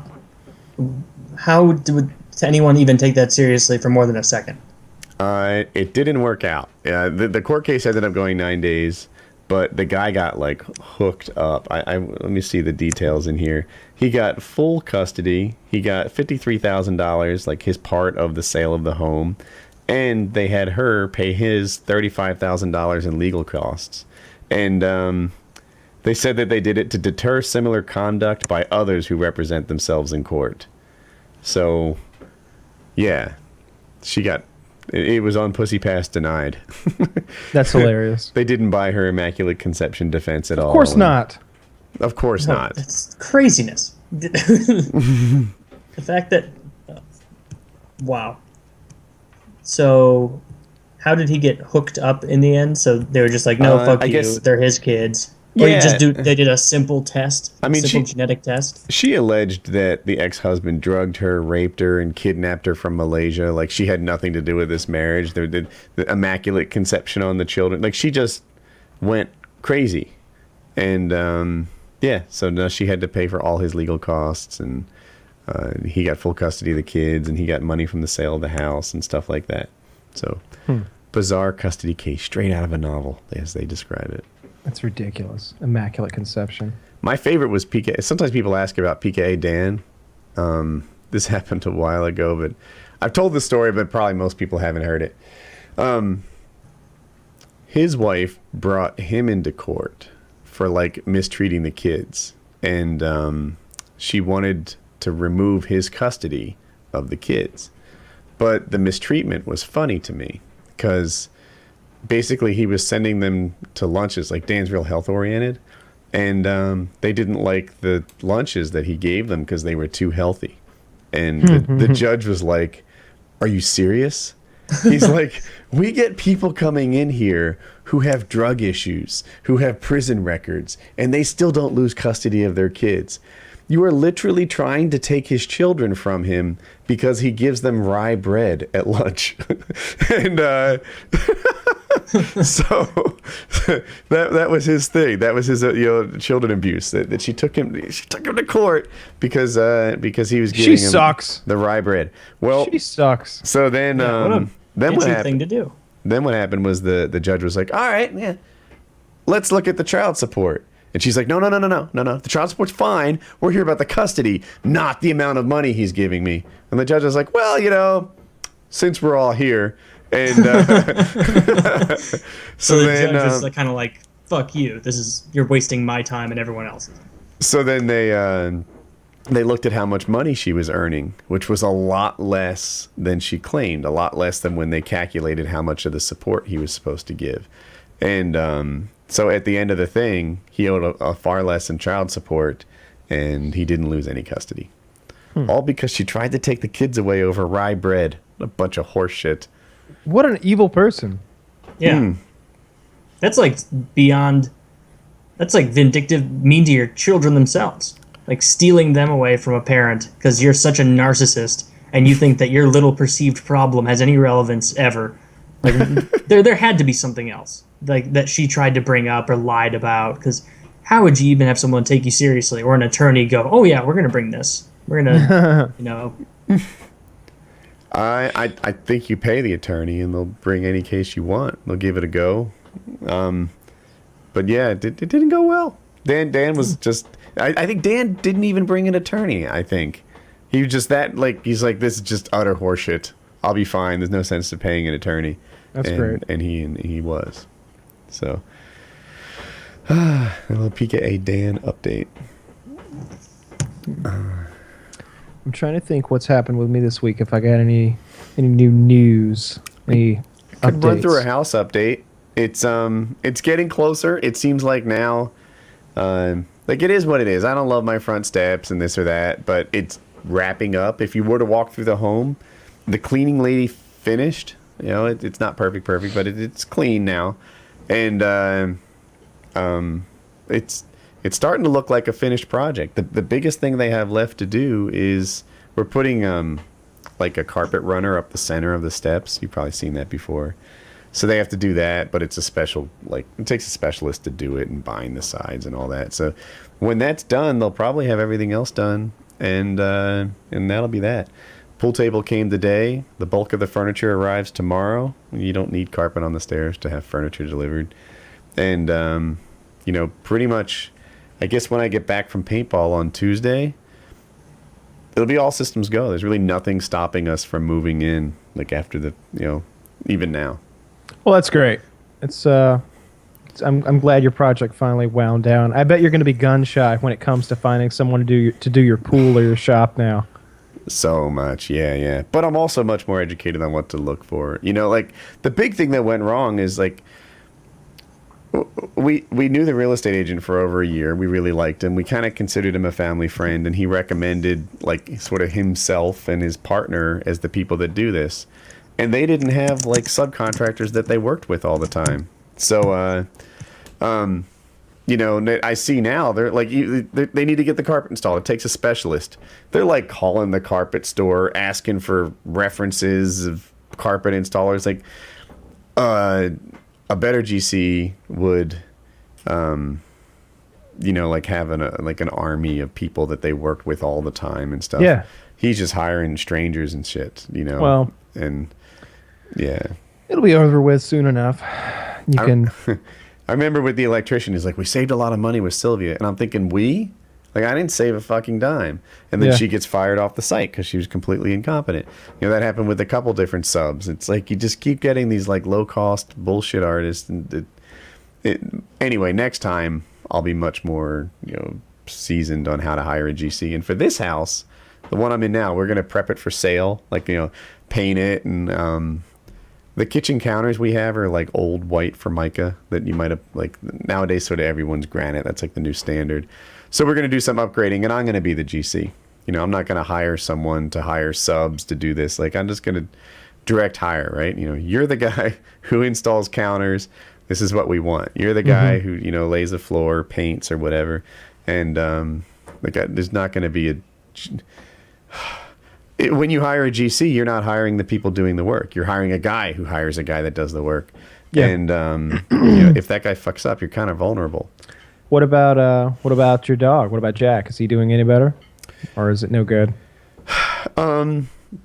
So we put him on like a round of steroids or something, and he is doing better. Like, we actually thought he had a couple weeks left or something, and now it's more like every so often there's a symptom of how he's weaker. Like he'll stand on hardwood floors and his legs will kind of like spread, and that doesn't happen to like a full on healthy, like, you know, it never happened to him before.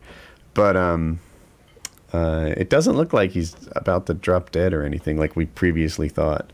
So, you know, I just keep watching. Well, that's good.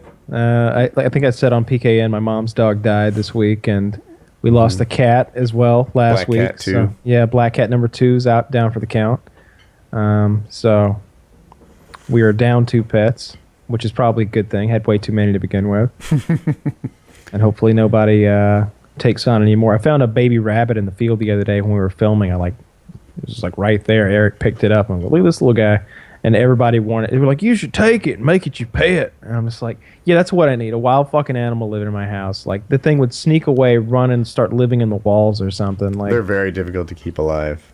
Yeah. Yeah, my sister had one that they caught one time, and it died within 24 hours. It hung itself. That's a rough one. So yeah, the house moving, it'll be interesting because I feel like for months now we've had a good reason this can't happen. Now it's like, oh wow, how exactly do I move? Like, what does it take when you switch the places that you sleep? You know, is it the day I move my computer? Because that's kind of the thing, right? Like, when my desk and my monitors and computer move, is that the day that, like, I've moved? Yeah. You know, is it... I guess we'll have beds in either... Our master bedroom bed is awful. Like, it's... You just got to, I'm sure that'll be part of how you move, you know. At first it'll be non-essential items, and then there'll be a day where there's a tipping point where it's like, okay, more of my shit is now at the new house than there is the old house. It's time to move the essentials. Right, like this critical thing that I'm on all the time is the thing that's just moved. And, you know, and that'll be a thing. It's, yeah. Yeah, it's when you're working at the new place. That's when yeah, right? And, like, the new place doesn't have any TVs or anything. Oh, I meant to order that. We're getting a TV. So for the foot of the master bedroom is very long, right? So you can't put a TV really on the wall because, like, from the foot of the bed to the wall is probably, like, I don't want to exaggerate, but it, like, 20 feet, like 25 feet. Like it's a really big room. So you can't just hang like a 50-inch TV over there because you'll need like a binoculars to watch it. This is so funny. This is so. Remember yesterday when you left me, or the day before yesterday, you left me alone on PKN and you went downstairs and I was talking to the camera like I remember. by myself. I was saying something. Oh, I said I was like, I wonder in the next house what he's going to do about TVs. You think he'll have another one kind of smushed into the wall like he's got back there? Oh, nah, Woody won't do that, though. He'll have some kind of projector that, like, comes out of the fucking hardwood floor or something like that. So tell me, what do you got for your television in the next house, Woody? I'll show you.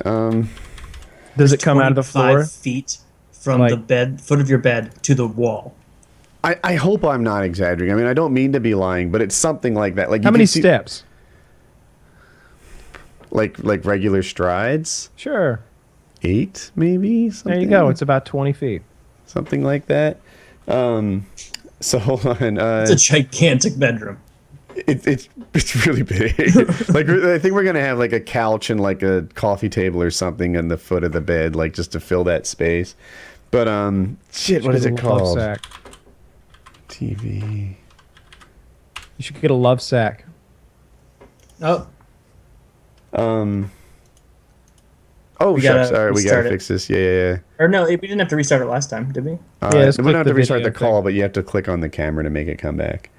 I'm getting close.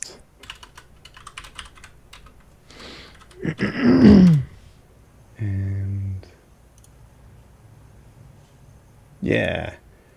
All right, so I'll give you a. I'm trying to link in a little closer. There's prices on here. I hope that's not rude, but this is what we're looking at. It's a little gauche. Is it? Whatever. If I could remove them from the website, I would.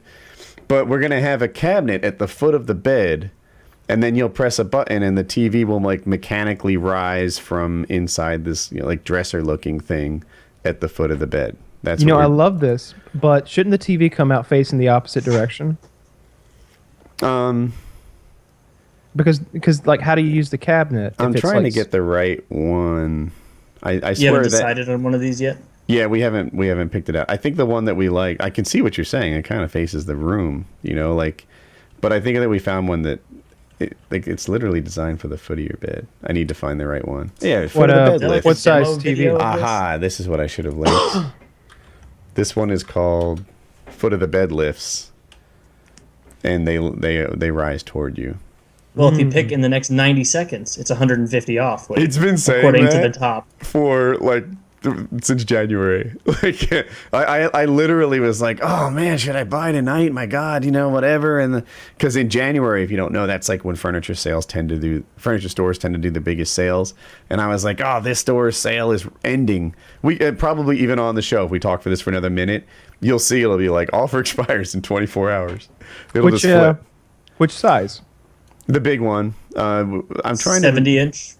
No, I think the biggest one they offer like goes to 55 or something. Or 60. No, it's if you go to sort by price, high to low. The second one is for 70-inch TVs, at the low price of $4,000.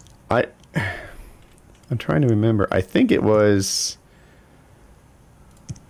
this one. I have to confirm with Jackie that we like the most. It needed to handle it. Like I measured it and it worked for the TV and stuff. Yeah. I think it was this one that we liked that matched the room and the furniture and such. But it should be pretty neat, like to have a foot of the bed lift. To have a TV that rises out of the furniture at the foot of the bed and then it just gets tucked away, and that's what we're doing for television in the master bedroom. Cool. So yeah. Oh, here it is. Offer expires. I haven't really seen it flip. I just know that this code has been active all year. 2, 1. Are you there? Mine's 5 seconds. Yeah, they're all different. Just every time you refresh. Okay, so the offer just expired. Now I'm going to refresh the page. No, it stayed at 0 for me. I missed my opportunity. Yeah, that's what it says, but yeah, it does look like. But I promise you, this website hasn't changed since January. Yeah, it's been that way for months. But yeah, that's what we're looking at, and I think it's a pretty neat idea. I don't know. I'm excited about it. It's pretty cool. Yeah. I guess we should order that because all the other furniture's in. It's delivered tomorrow.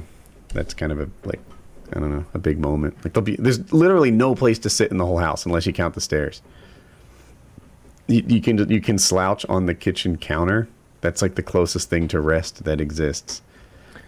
Now you just need your emus. I don't know. Emus. Are they gonna pick on the llamas? Nah, they'll get along. Yeah, that's good. Yeah. Who's the weak link? Alpaca? Goat? I feel like the goat is a hardy animal. Goat is goats are my favorite. Although I'm told they're tough because there's disease issues. But like right now, all joking aside, like if you said, "What do you have to have an animal? Pick one," it'd be goat. I feel like they're filled with personality and fun, and they eat lots of things, and I don't know. Yeah. When I see goat, I think fun. There's a place we drove past it, Woody and I did. It's called Goats on the Roof. It's about 45 minutes north of me, and it's literally a place where they have goats on the roof, and it's like a tourist stop, and there's just goats all over this place, including on the roof. And you can eat them. I don't think you can eat them. I keep meaning to stop and take some pictures with the goats on the roof, but yeah, goats on a roof. That's what you should do. I feel like you should fence that place in, and you should have like lots of weird animals, and in the background of your videos, like there'd just be a camel walking by or something.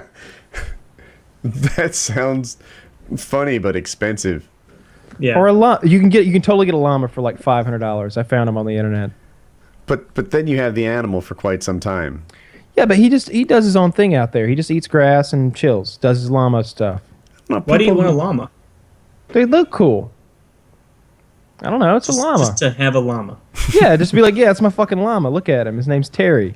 And you'd be like, blah, or whatever llamas sound like.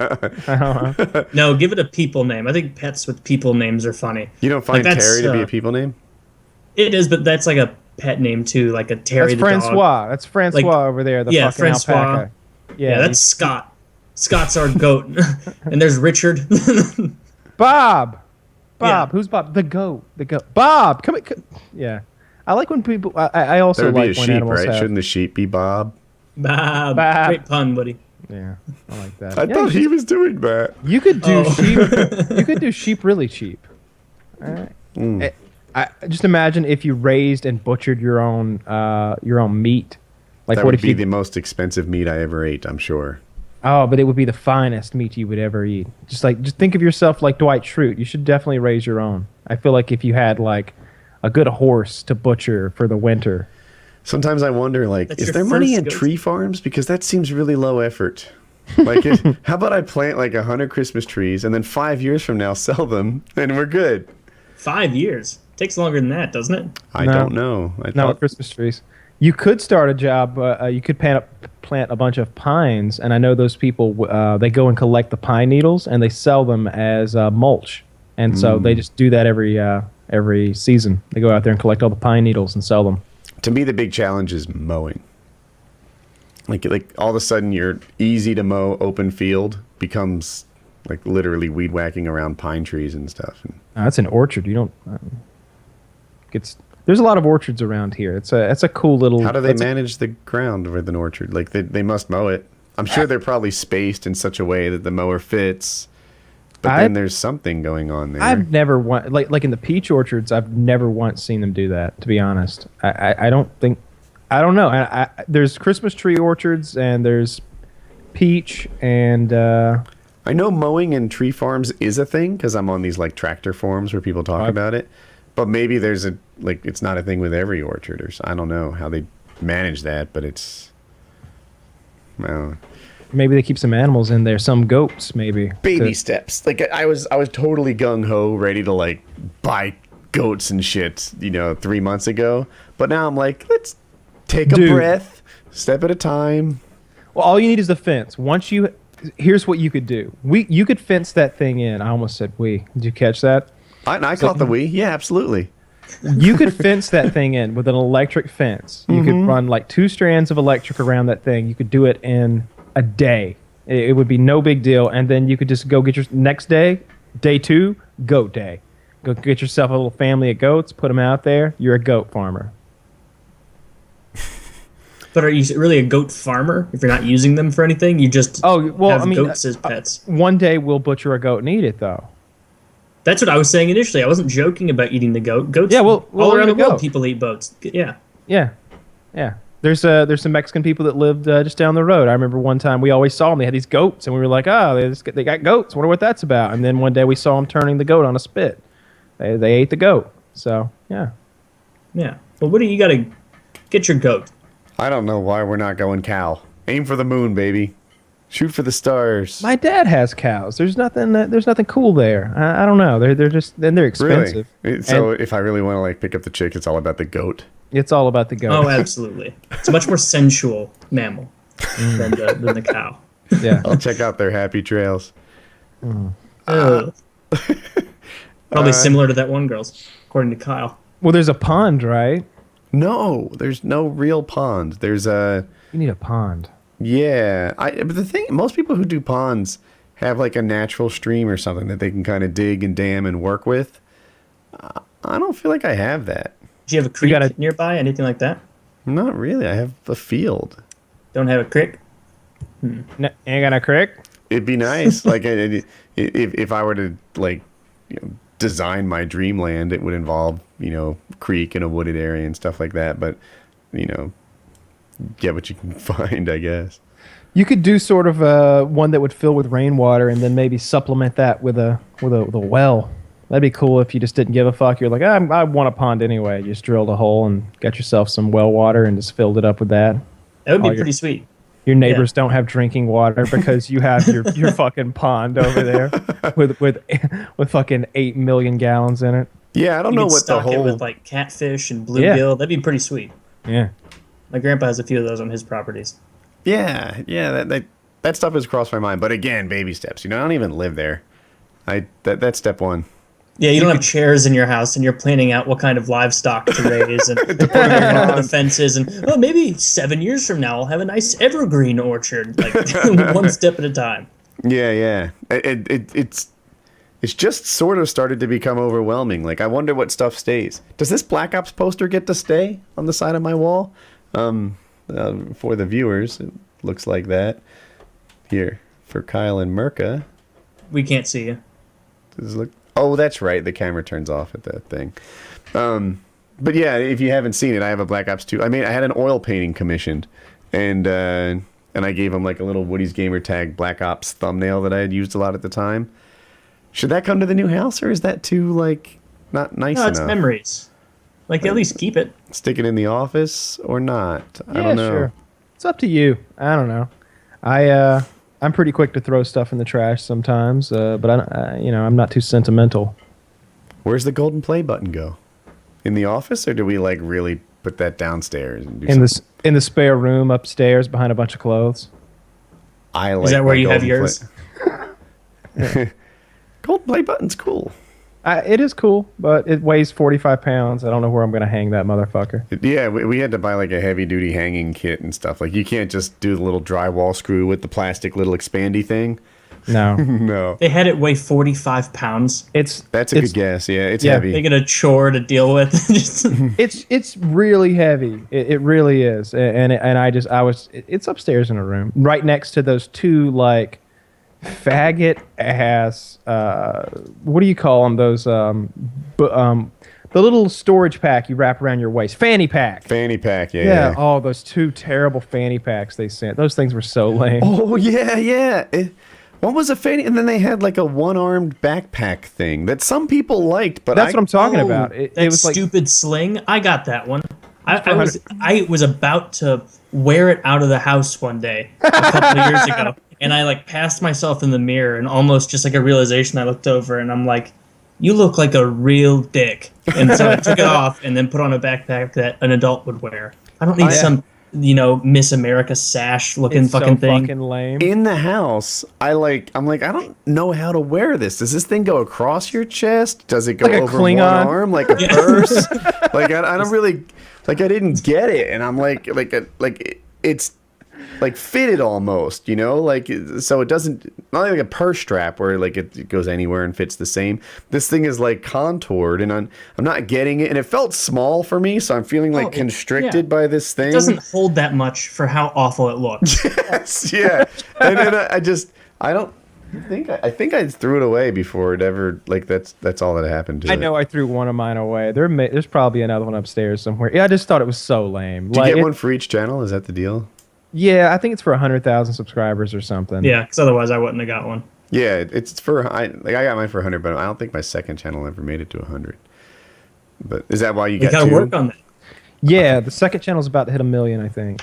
Oh, nice. Maybe you get another play button. Yeah. That'd be cool. I mean, it's definitely gonna hit 1 million. It's like 960,000 or something like It'd that. be like Diamond Records for a music star. Like, yeah, look at this. You know, this is my trophy room. 2 gold play buttons. What's the next biggest thing that they send you? Like if you hit, like what does PewDiePie have over there? There's only 2. I'm Same sure they have sent PewDiePie a few cool little gift baskets that we won't get to see. But as far officially, I don't know that there's anything cooler than the golden play button. They probably sent him a fucking just big bowl of gold. Yeah. Bolo gold. For 10 I million. saw his house. His decorating style is Baroque. So, like, he has all, like, I think I just deleted the bookmark about it. Let me see if I still have it. Baroque. Yeah, I just got rid of it. Yeah, He's the furthest thing from Baroque. lots of, like, carved chairs and, like, gilded, like, art and stuff like that. Lefty should start a Twitter account where he does like a word of the day. That's what I thought about when you use the word Baroque. I just imagined that would be one of the words that Lefty would have. Like, today's word, Baroque. Here, I'll show you. This is a picture of his home. Is Lefty done with everything now? Yeah. Yeah, he seems to be. I haven't spoken to him. I don't think he likes me. The most powerful Swede in the world. Yeah. But that is apparently they shop their furniture off eBay exclusively and like get like the furniture, while it looks really opulent, is more frugal than you might guess, and that's their style. I thought it was cool. Opulent was yesterday's word. My mistake. But yeah, I don't know what Lefty's up to or anything. I like That's this. pretty Yeah. fancy chair. Yeah, it's a nice chair. I like that ottoman. That's something too. that you sit in when you're being painted. Yeah, right? I feel like that Yeah. ottoman was probably used by like King Xerxes or something like that. Like Yeah. he had a slave condemned to death while he propped his legs up on something like Yeah. that. Even that little like end table thing, like it would never occur to me to buy that. No. Like, you know, like, yeah, you know what I need? Like a 9-inch diameter end table to hold a vase and nothing else. I Like, see what you mean. Yeah, that is pretty silly. But I I would guess just- you probably don't sit in that chair very often either. Yeah, I think you and I are both cursed with that little flaw. Decorating is something that it's just beyond me. I can't look. I don't know what the pieces. I don't know what pieces are available to me, and even if I did, I wouldn't know which ones look correct when put together. and I don't like spending money on them. Like that. So what'll happen is I'll go to like a whatever, some import Gets furniture expensive. store, right? And it's like, all right, we need a couch. And then you're like, oh, look, this couch and this coffee table and this like Edison light bulb lamp thing make an amazing room. Like you came in looking for a couch and you found a statement. And then you're like, all right, the couch is $950, kind of what you expected. And the lamp is $1150? Like, whoa. I realize the lamp is making this whole setup, but $1150 for a lamp? Yeah, you ever go into like Crate and Barrel? Maybe. It's a similar situation where like there are rooms put together and they're really nice, and the rooms can be expensive. The rooms can end up being $10,000 to $20,000. It depends on which room. And the bed will be $3,000 or $4,000, and then you get over and there's some fucking lamp that's a one of a kind thing you've never seen before, and you're like, ooh, yeah. This really does tie the whole thing together between that little love seat over there and that coffee table and these end tables and that bed and then this light. Well, okay. And like you said, this little accessory that looks like it should cost $80 will be $1,200, and it's very expensive. The lamp I was talking about, it looked kind of expensive. It was like gear driven to like move it or something. It looked almost nautical, and Cool. it looked really cool. But it was like, wow, like $11.50 for it's like buying a painting almost. You know, like it's art. It's way more than it is function, and I have a hard time bringing myself to like spend the other stuff that really dress up a room. That's ridiculous. If I had $1 billion, I wouldn't spend $1,200 on a lamp. That's nonsense. Your room looks nice back there, Taylor. I'm not responsible at all for decorating it. I hear you, but I don't fully believe you, because we were looking at the posters that were up there. Mm-hmm. One is Always Sunny in Philadelphia. You sound guilty. Another one's Game of Thrones. Oh, the posters, yeah. But, like, the actual pieces and lamps and whatnot. Like, all of those DVDs or books or whatever they are back there are so neatly put away, and everything has its place. I am the goddamn opposite. You have no idea. They're alphabetized. I like my stuff sort of, like, displayed out everywhere, and with it's like, do you need a 9mm pistol? Well, there's one right here. And it's like... It's like, do you need really anything? There's some night vision over there. There's a whole bunch of specialty ammunition, a sheath to a blade. I don't know where the knife is. There's like a weight right there, like 3 empty beers. Room that you're oh, absolutely not. It's a real fucking disaster around me. Is it just a complete mess? You just cleaned up one column of space. Yeah, this cube is what's clean. Everything else is just a fucking disaster area.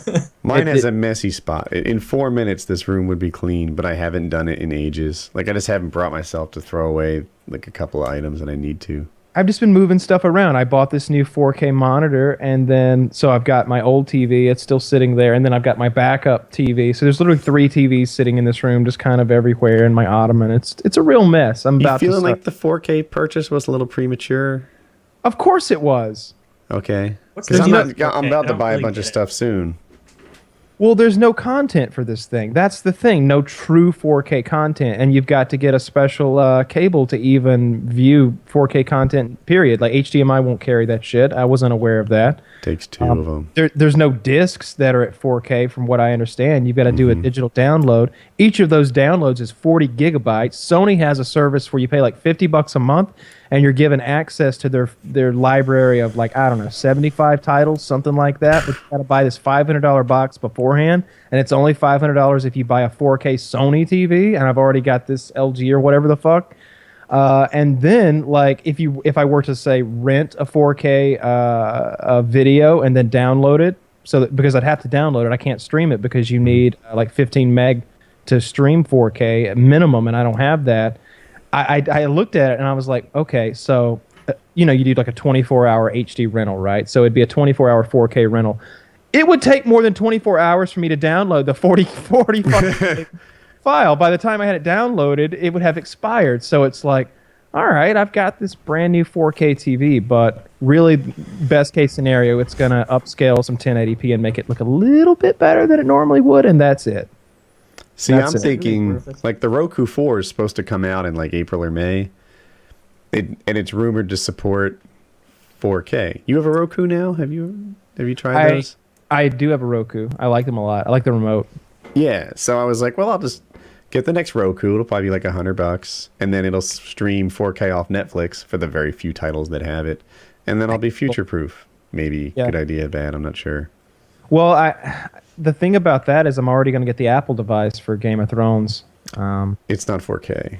I know. So I've given up on 4K content. It's just not going to be out there for a while until there's a player and standardized discs that are affordable. That's the only way I'll be able to watch it until I've got better than 15 meg internet. And even then, your options are so limited. So eventually eventually the market, I suppose, will catch up with technology because the tech's there. I bought this 42-inch 4K TV for $500 delivered, and that's affordable easily. And it's really nice. I like it. But there's nothing to watch on it. I guess maybe I could find somewhere where I could download something 4K, like maybe off a torrent site or something. But then again, it's a 40 gigabyte file, which is a little outrageous. That's obscene. Yeah. And I don't know how long that would take. I don't know. In my area, I'm supposed to have 100 meg down soon. Yeah, you'll be able to handle it. You'll be able to get right into that. But for the time being anyway, I will not. I'm going to try and do the math on that. I'll probably screw it up. But it would be... wish I could put it over Kyle. It would take me like 20 hours. So 40... Did you say 40 gigs? Times 8. So now we're 40 gigabits. And then times, I guess, 1,000 to get to that. And then divide that by 100. So 3,200 seconds, and then divide that by 60. 53 minutes. Yeah, so it'd take about an hour under ideal circumstances. It's not bad at all. That's doable, but once again, it's from that library, and the facts may have changed since the last time I read it, but it seemed to me and to Chiz as well after we read up on this stuff, because Chiz bought the same TV, that like there's just not any content right now, not enough to make buying the TV worth it. Maybe I'll go 1080p, especially if it's a projector, because then you can use the same screen. I don't know what the best thing to do is. I mean, the tech's going to catch up to 4K.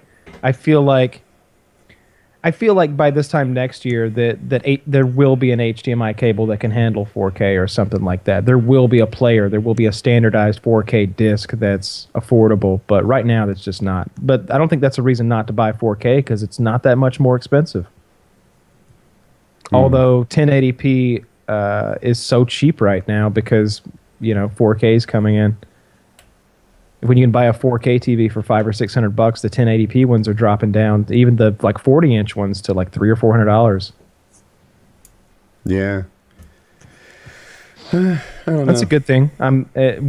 Maybe someday soon, all the 1080p screens will be $100, $200, and I can complete my whole Fahrenheit 451 room where all four walls are just a TV screen, and I'll just sit in the middle and bask in my glory. So do you think you guys are moving, or is that idea kind of in shelves? We're totally moving. We got to finish the house up. Or she's moving to Colorado, I think. I have no idea where I'll go. I'll still be somewhere around here. Okay. Yeah. Well, but we got lots of stuff to do before that's going to happen. Yeah, part of me is like, what's taking so long? And I'm like, well, look in the mirror, asshole. Don't ask what's taking so long about moving. Here I am, still not moving either. We've got about $10,000 or $15,000 worth of more work to do to the basement to get it completely finished up. I've also got to sell some real estate that I've got here. And are you thinking of selling that? Yeah. Okay. I'm getting a few things taken care of right now. I got the same lawyer that's working on that as is working on my explosive licenses and stuff. So getting all that stuff wrapped up and getting some money back out of that, and then I'll figure out what kind of house I want to live in because I'm not really sure what I want to do this time around.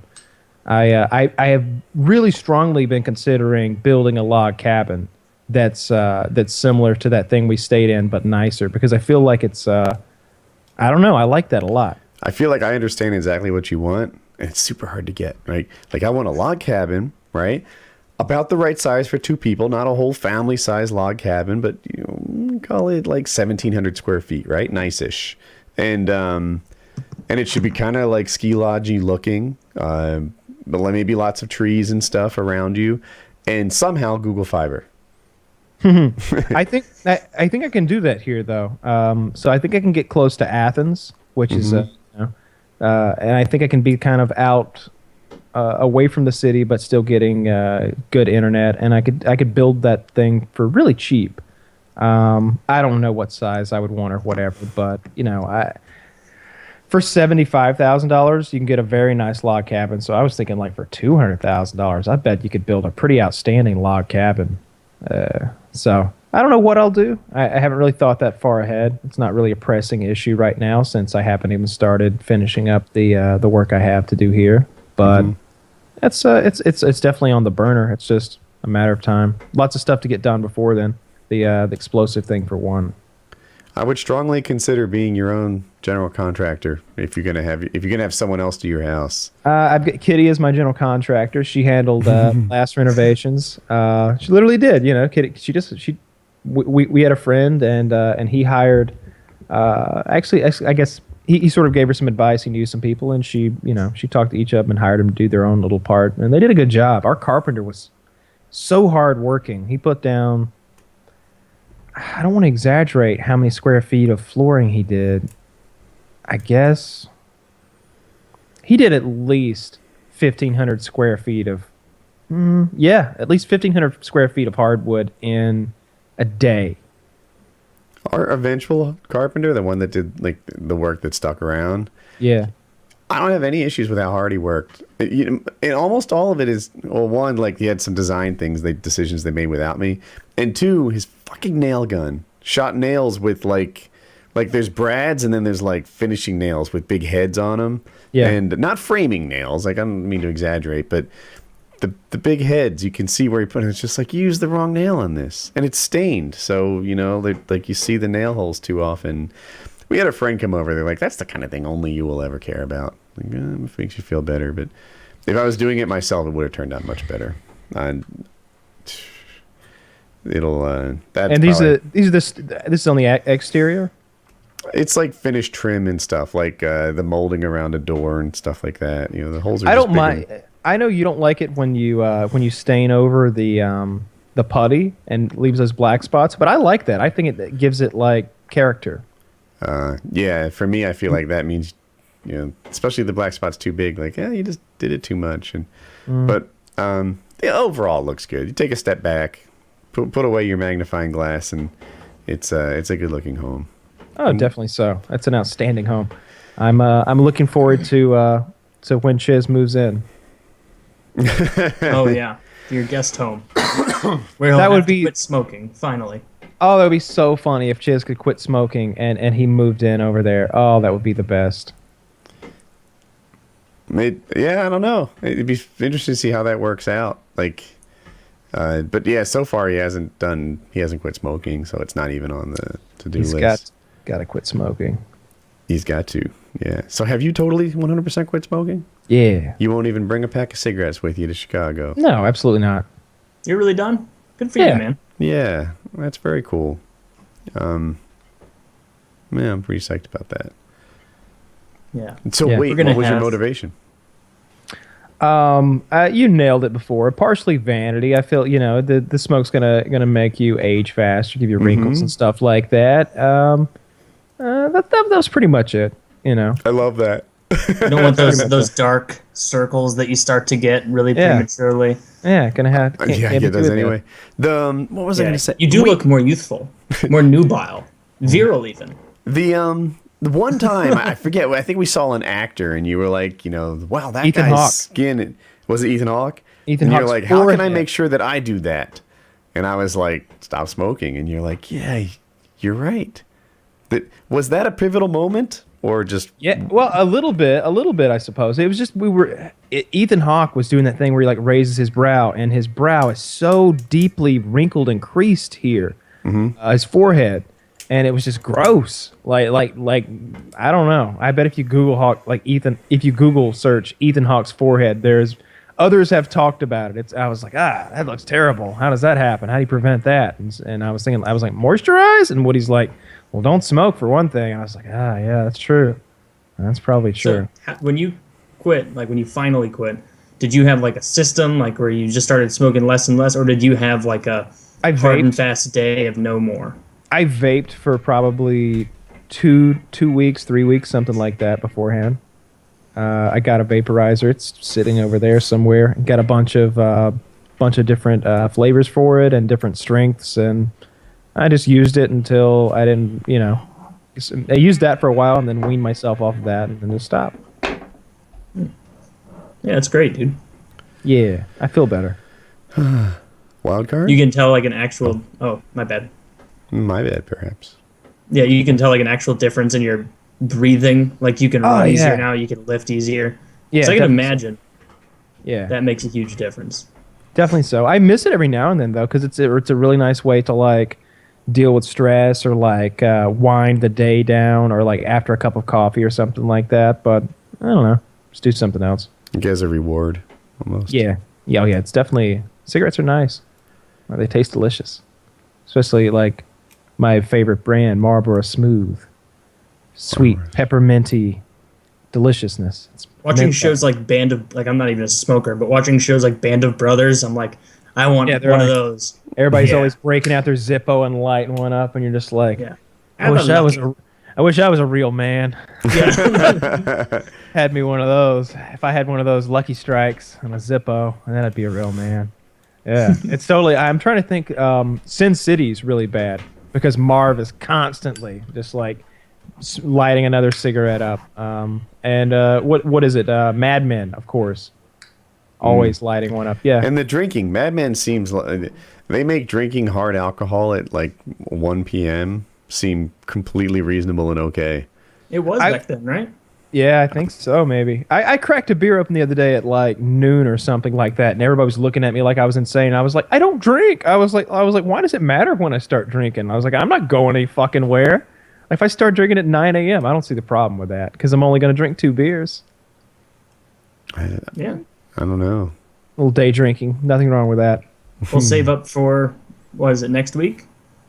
Right? Yeah, next week. I'm not sure what I'm going to drink. I'm kind of tempted to drink, to go get like some Baileys or something and mimic what Woody did last week. No. Dude, that's going to upset your stomach. So I don't know how Woody didn't not feel your even drinking worse. role model. You picked the worst guy. I don't get sick. I think the cream would make it better. As long as I don't drink too much. As long as I keep it under control. I don't know. We have to be texting about that because we all need to make sure we get something near the same level. But I if we don't did, think I want beers again. I think I'd like a drink so that I can like do a shot and like get it over with, and then I can just sip on like some sort of like Sprite or something in the meantime. I feel like I could like keep control of how much I drink better that way I too. feel like I so don't want shots. I'd rather do woodpeckers, which is the kind of the opposite direction of where you were headed. just get a couple of mini bottles. Because people will laugh seeing you take shots. That's what's funny about it. Me? So you got to take a couple for the team. I found that video the other day of us shotgunning beers in that hotel bathroom. Oh, oh my god. Yeah, When I you were have that footage. I did deleted that the go? aftermath video on that. It's gone. It will never be seen again. I have it. Have we told I the don't think- story of that before? I don't remember the story really. Which one of us threw up from shotgunning the beer? Was it me? You did. That was yeah. you, Kyle. So I remember shotgunned correctly. one in the hotel room, and you thought it was neat, and you had never tried it before. Yeah. And I was like, okay, I'll do another one with you. And so I showed you like with a key or something how to poke it and then take the shotgun, and you did it, and you just must have breathed in half of a beer. I inhaled the beer into my lungs, and there was just this point. We're standing like in the bathroom by the mirror, and there was this point where I realized I had inhaled beer, and I was just like, And your face just dropped. Because you did it as fast as you could, and quite a bit was foamy getting on your shirt, and yeah. you had about 2 seconds of like I'm hardcore afterward before you're like, and you realized mistakes were made, and you just yacked. yeah, I Everywhere. just threw all that up in the sink. That was great. I don't remember whose room that was, but it wasn't mine. Yeah, it wasn't mine either, so I don't mind. Yeah, I didn't either. I don't think it was mine. Well, I'm up for a wild card. Alrighty. PKA episode 225.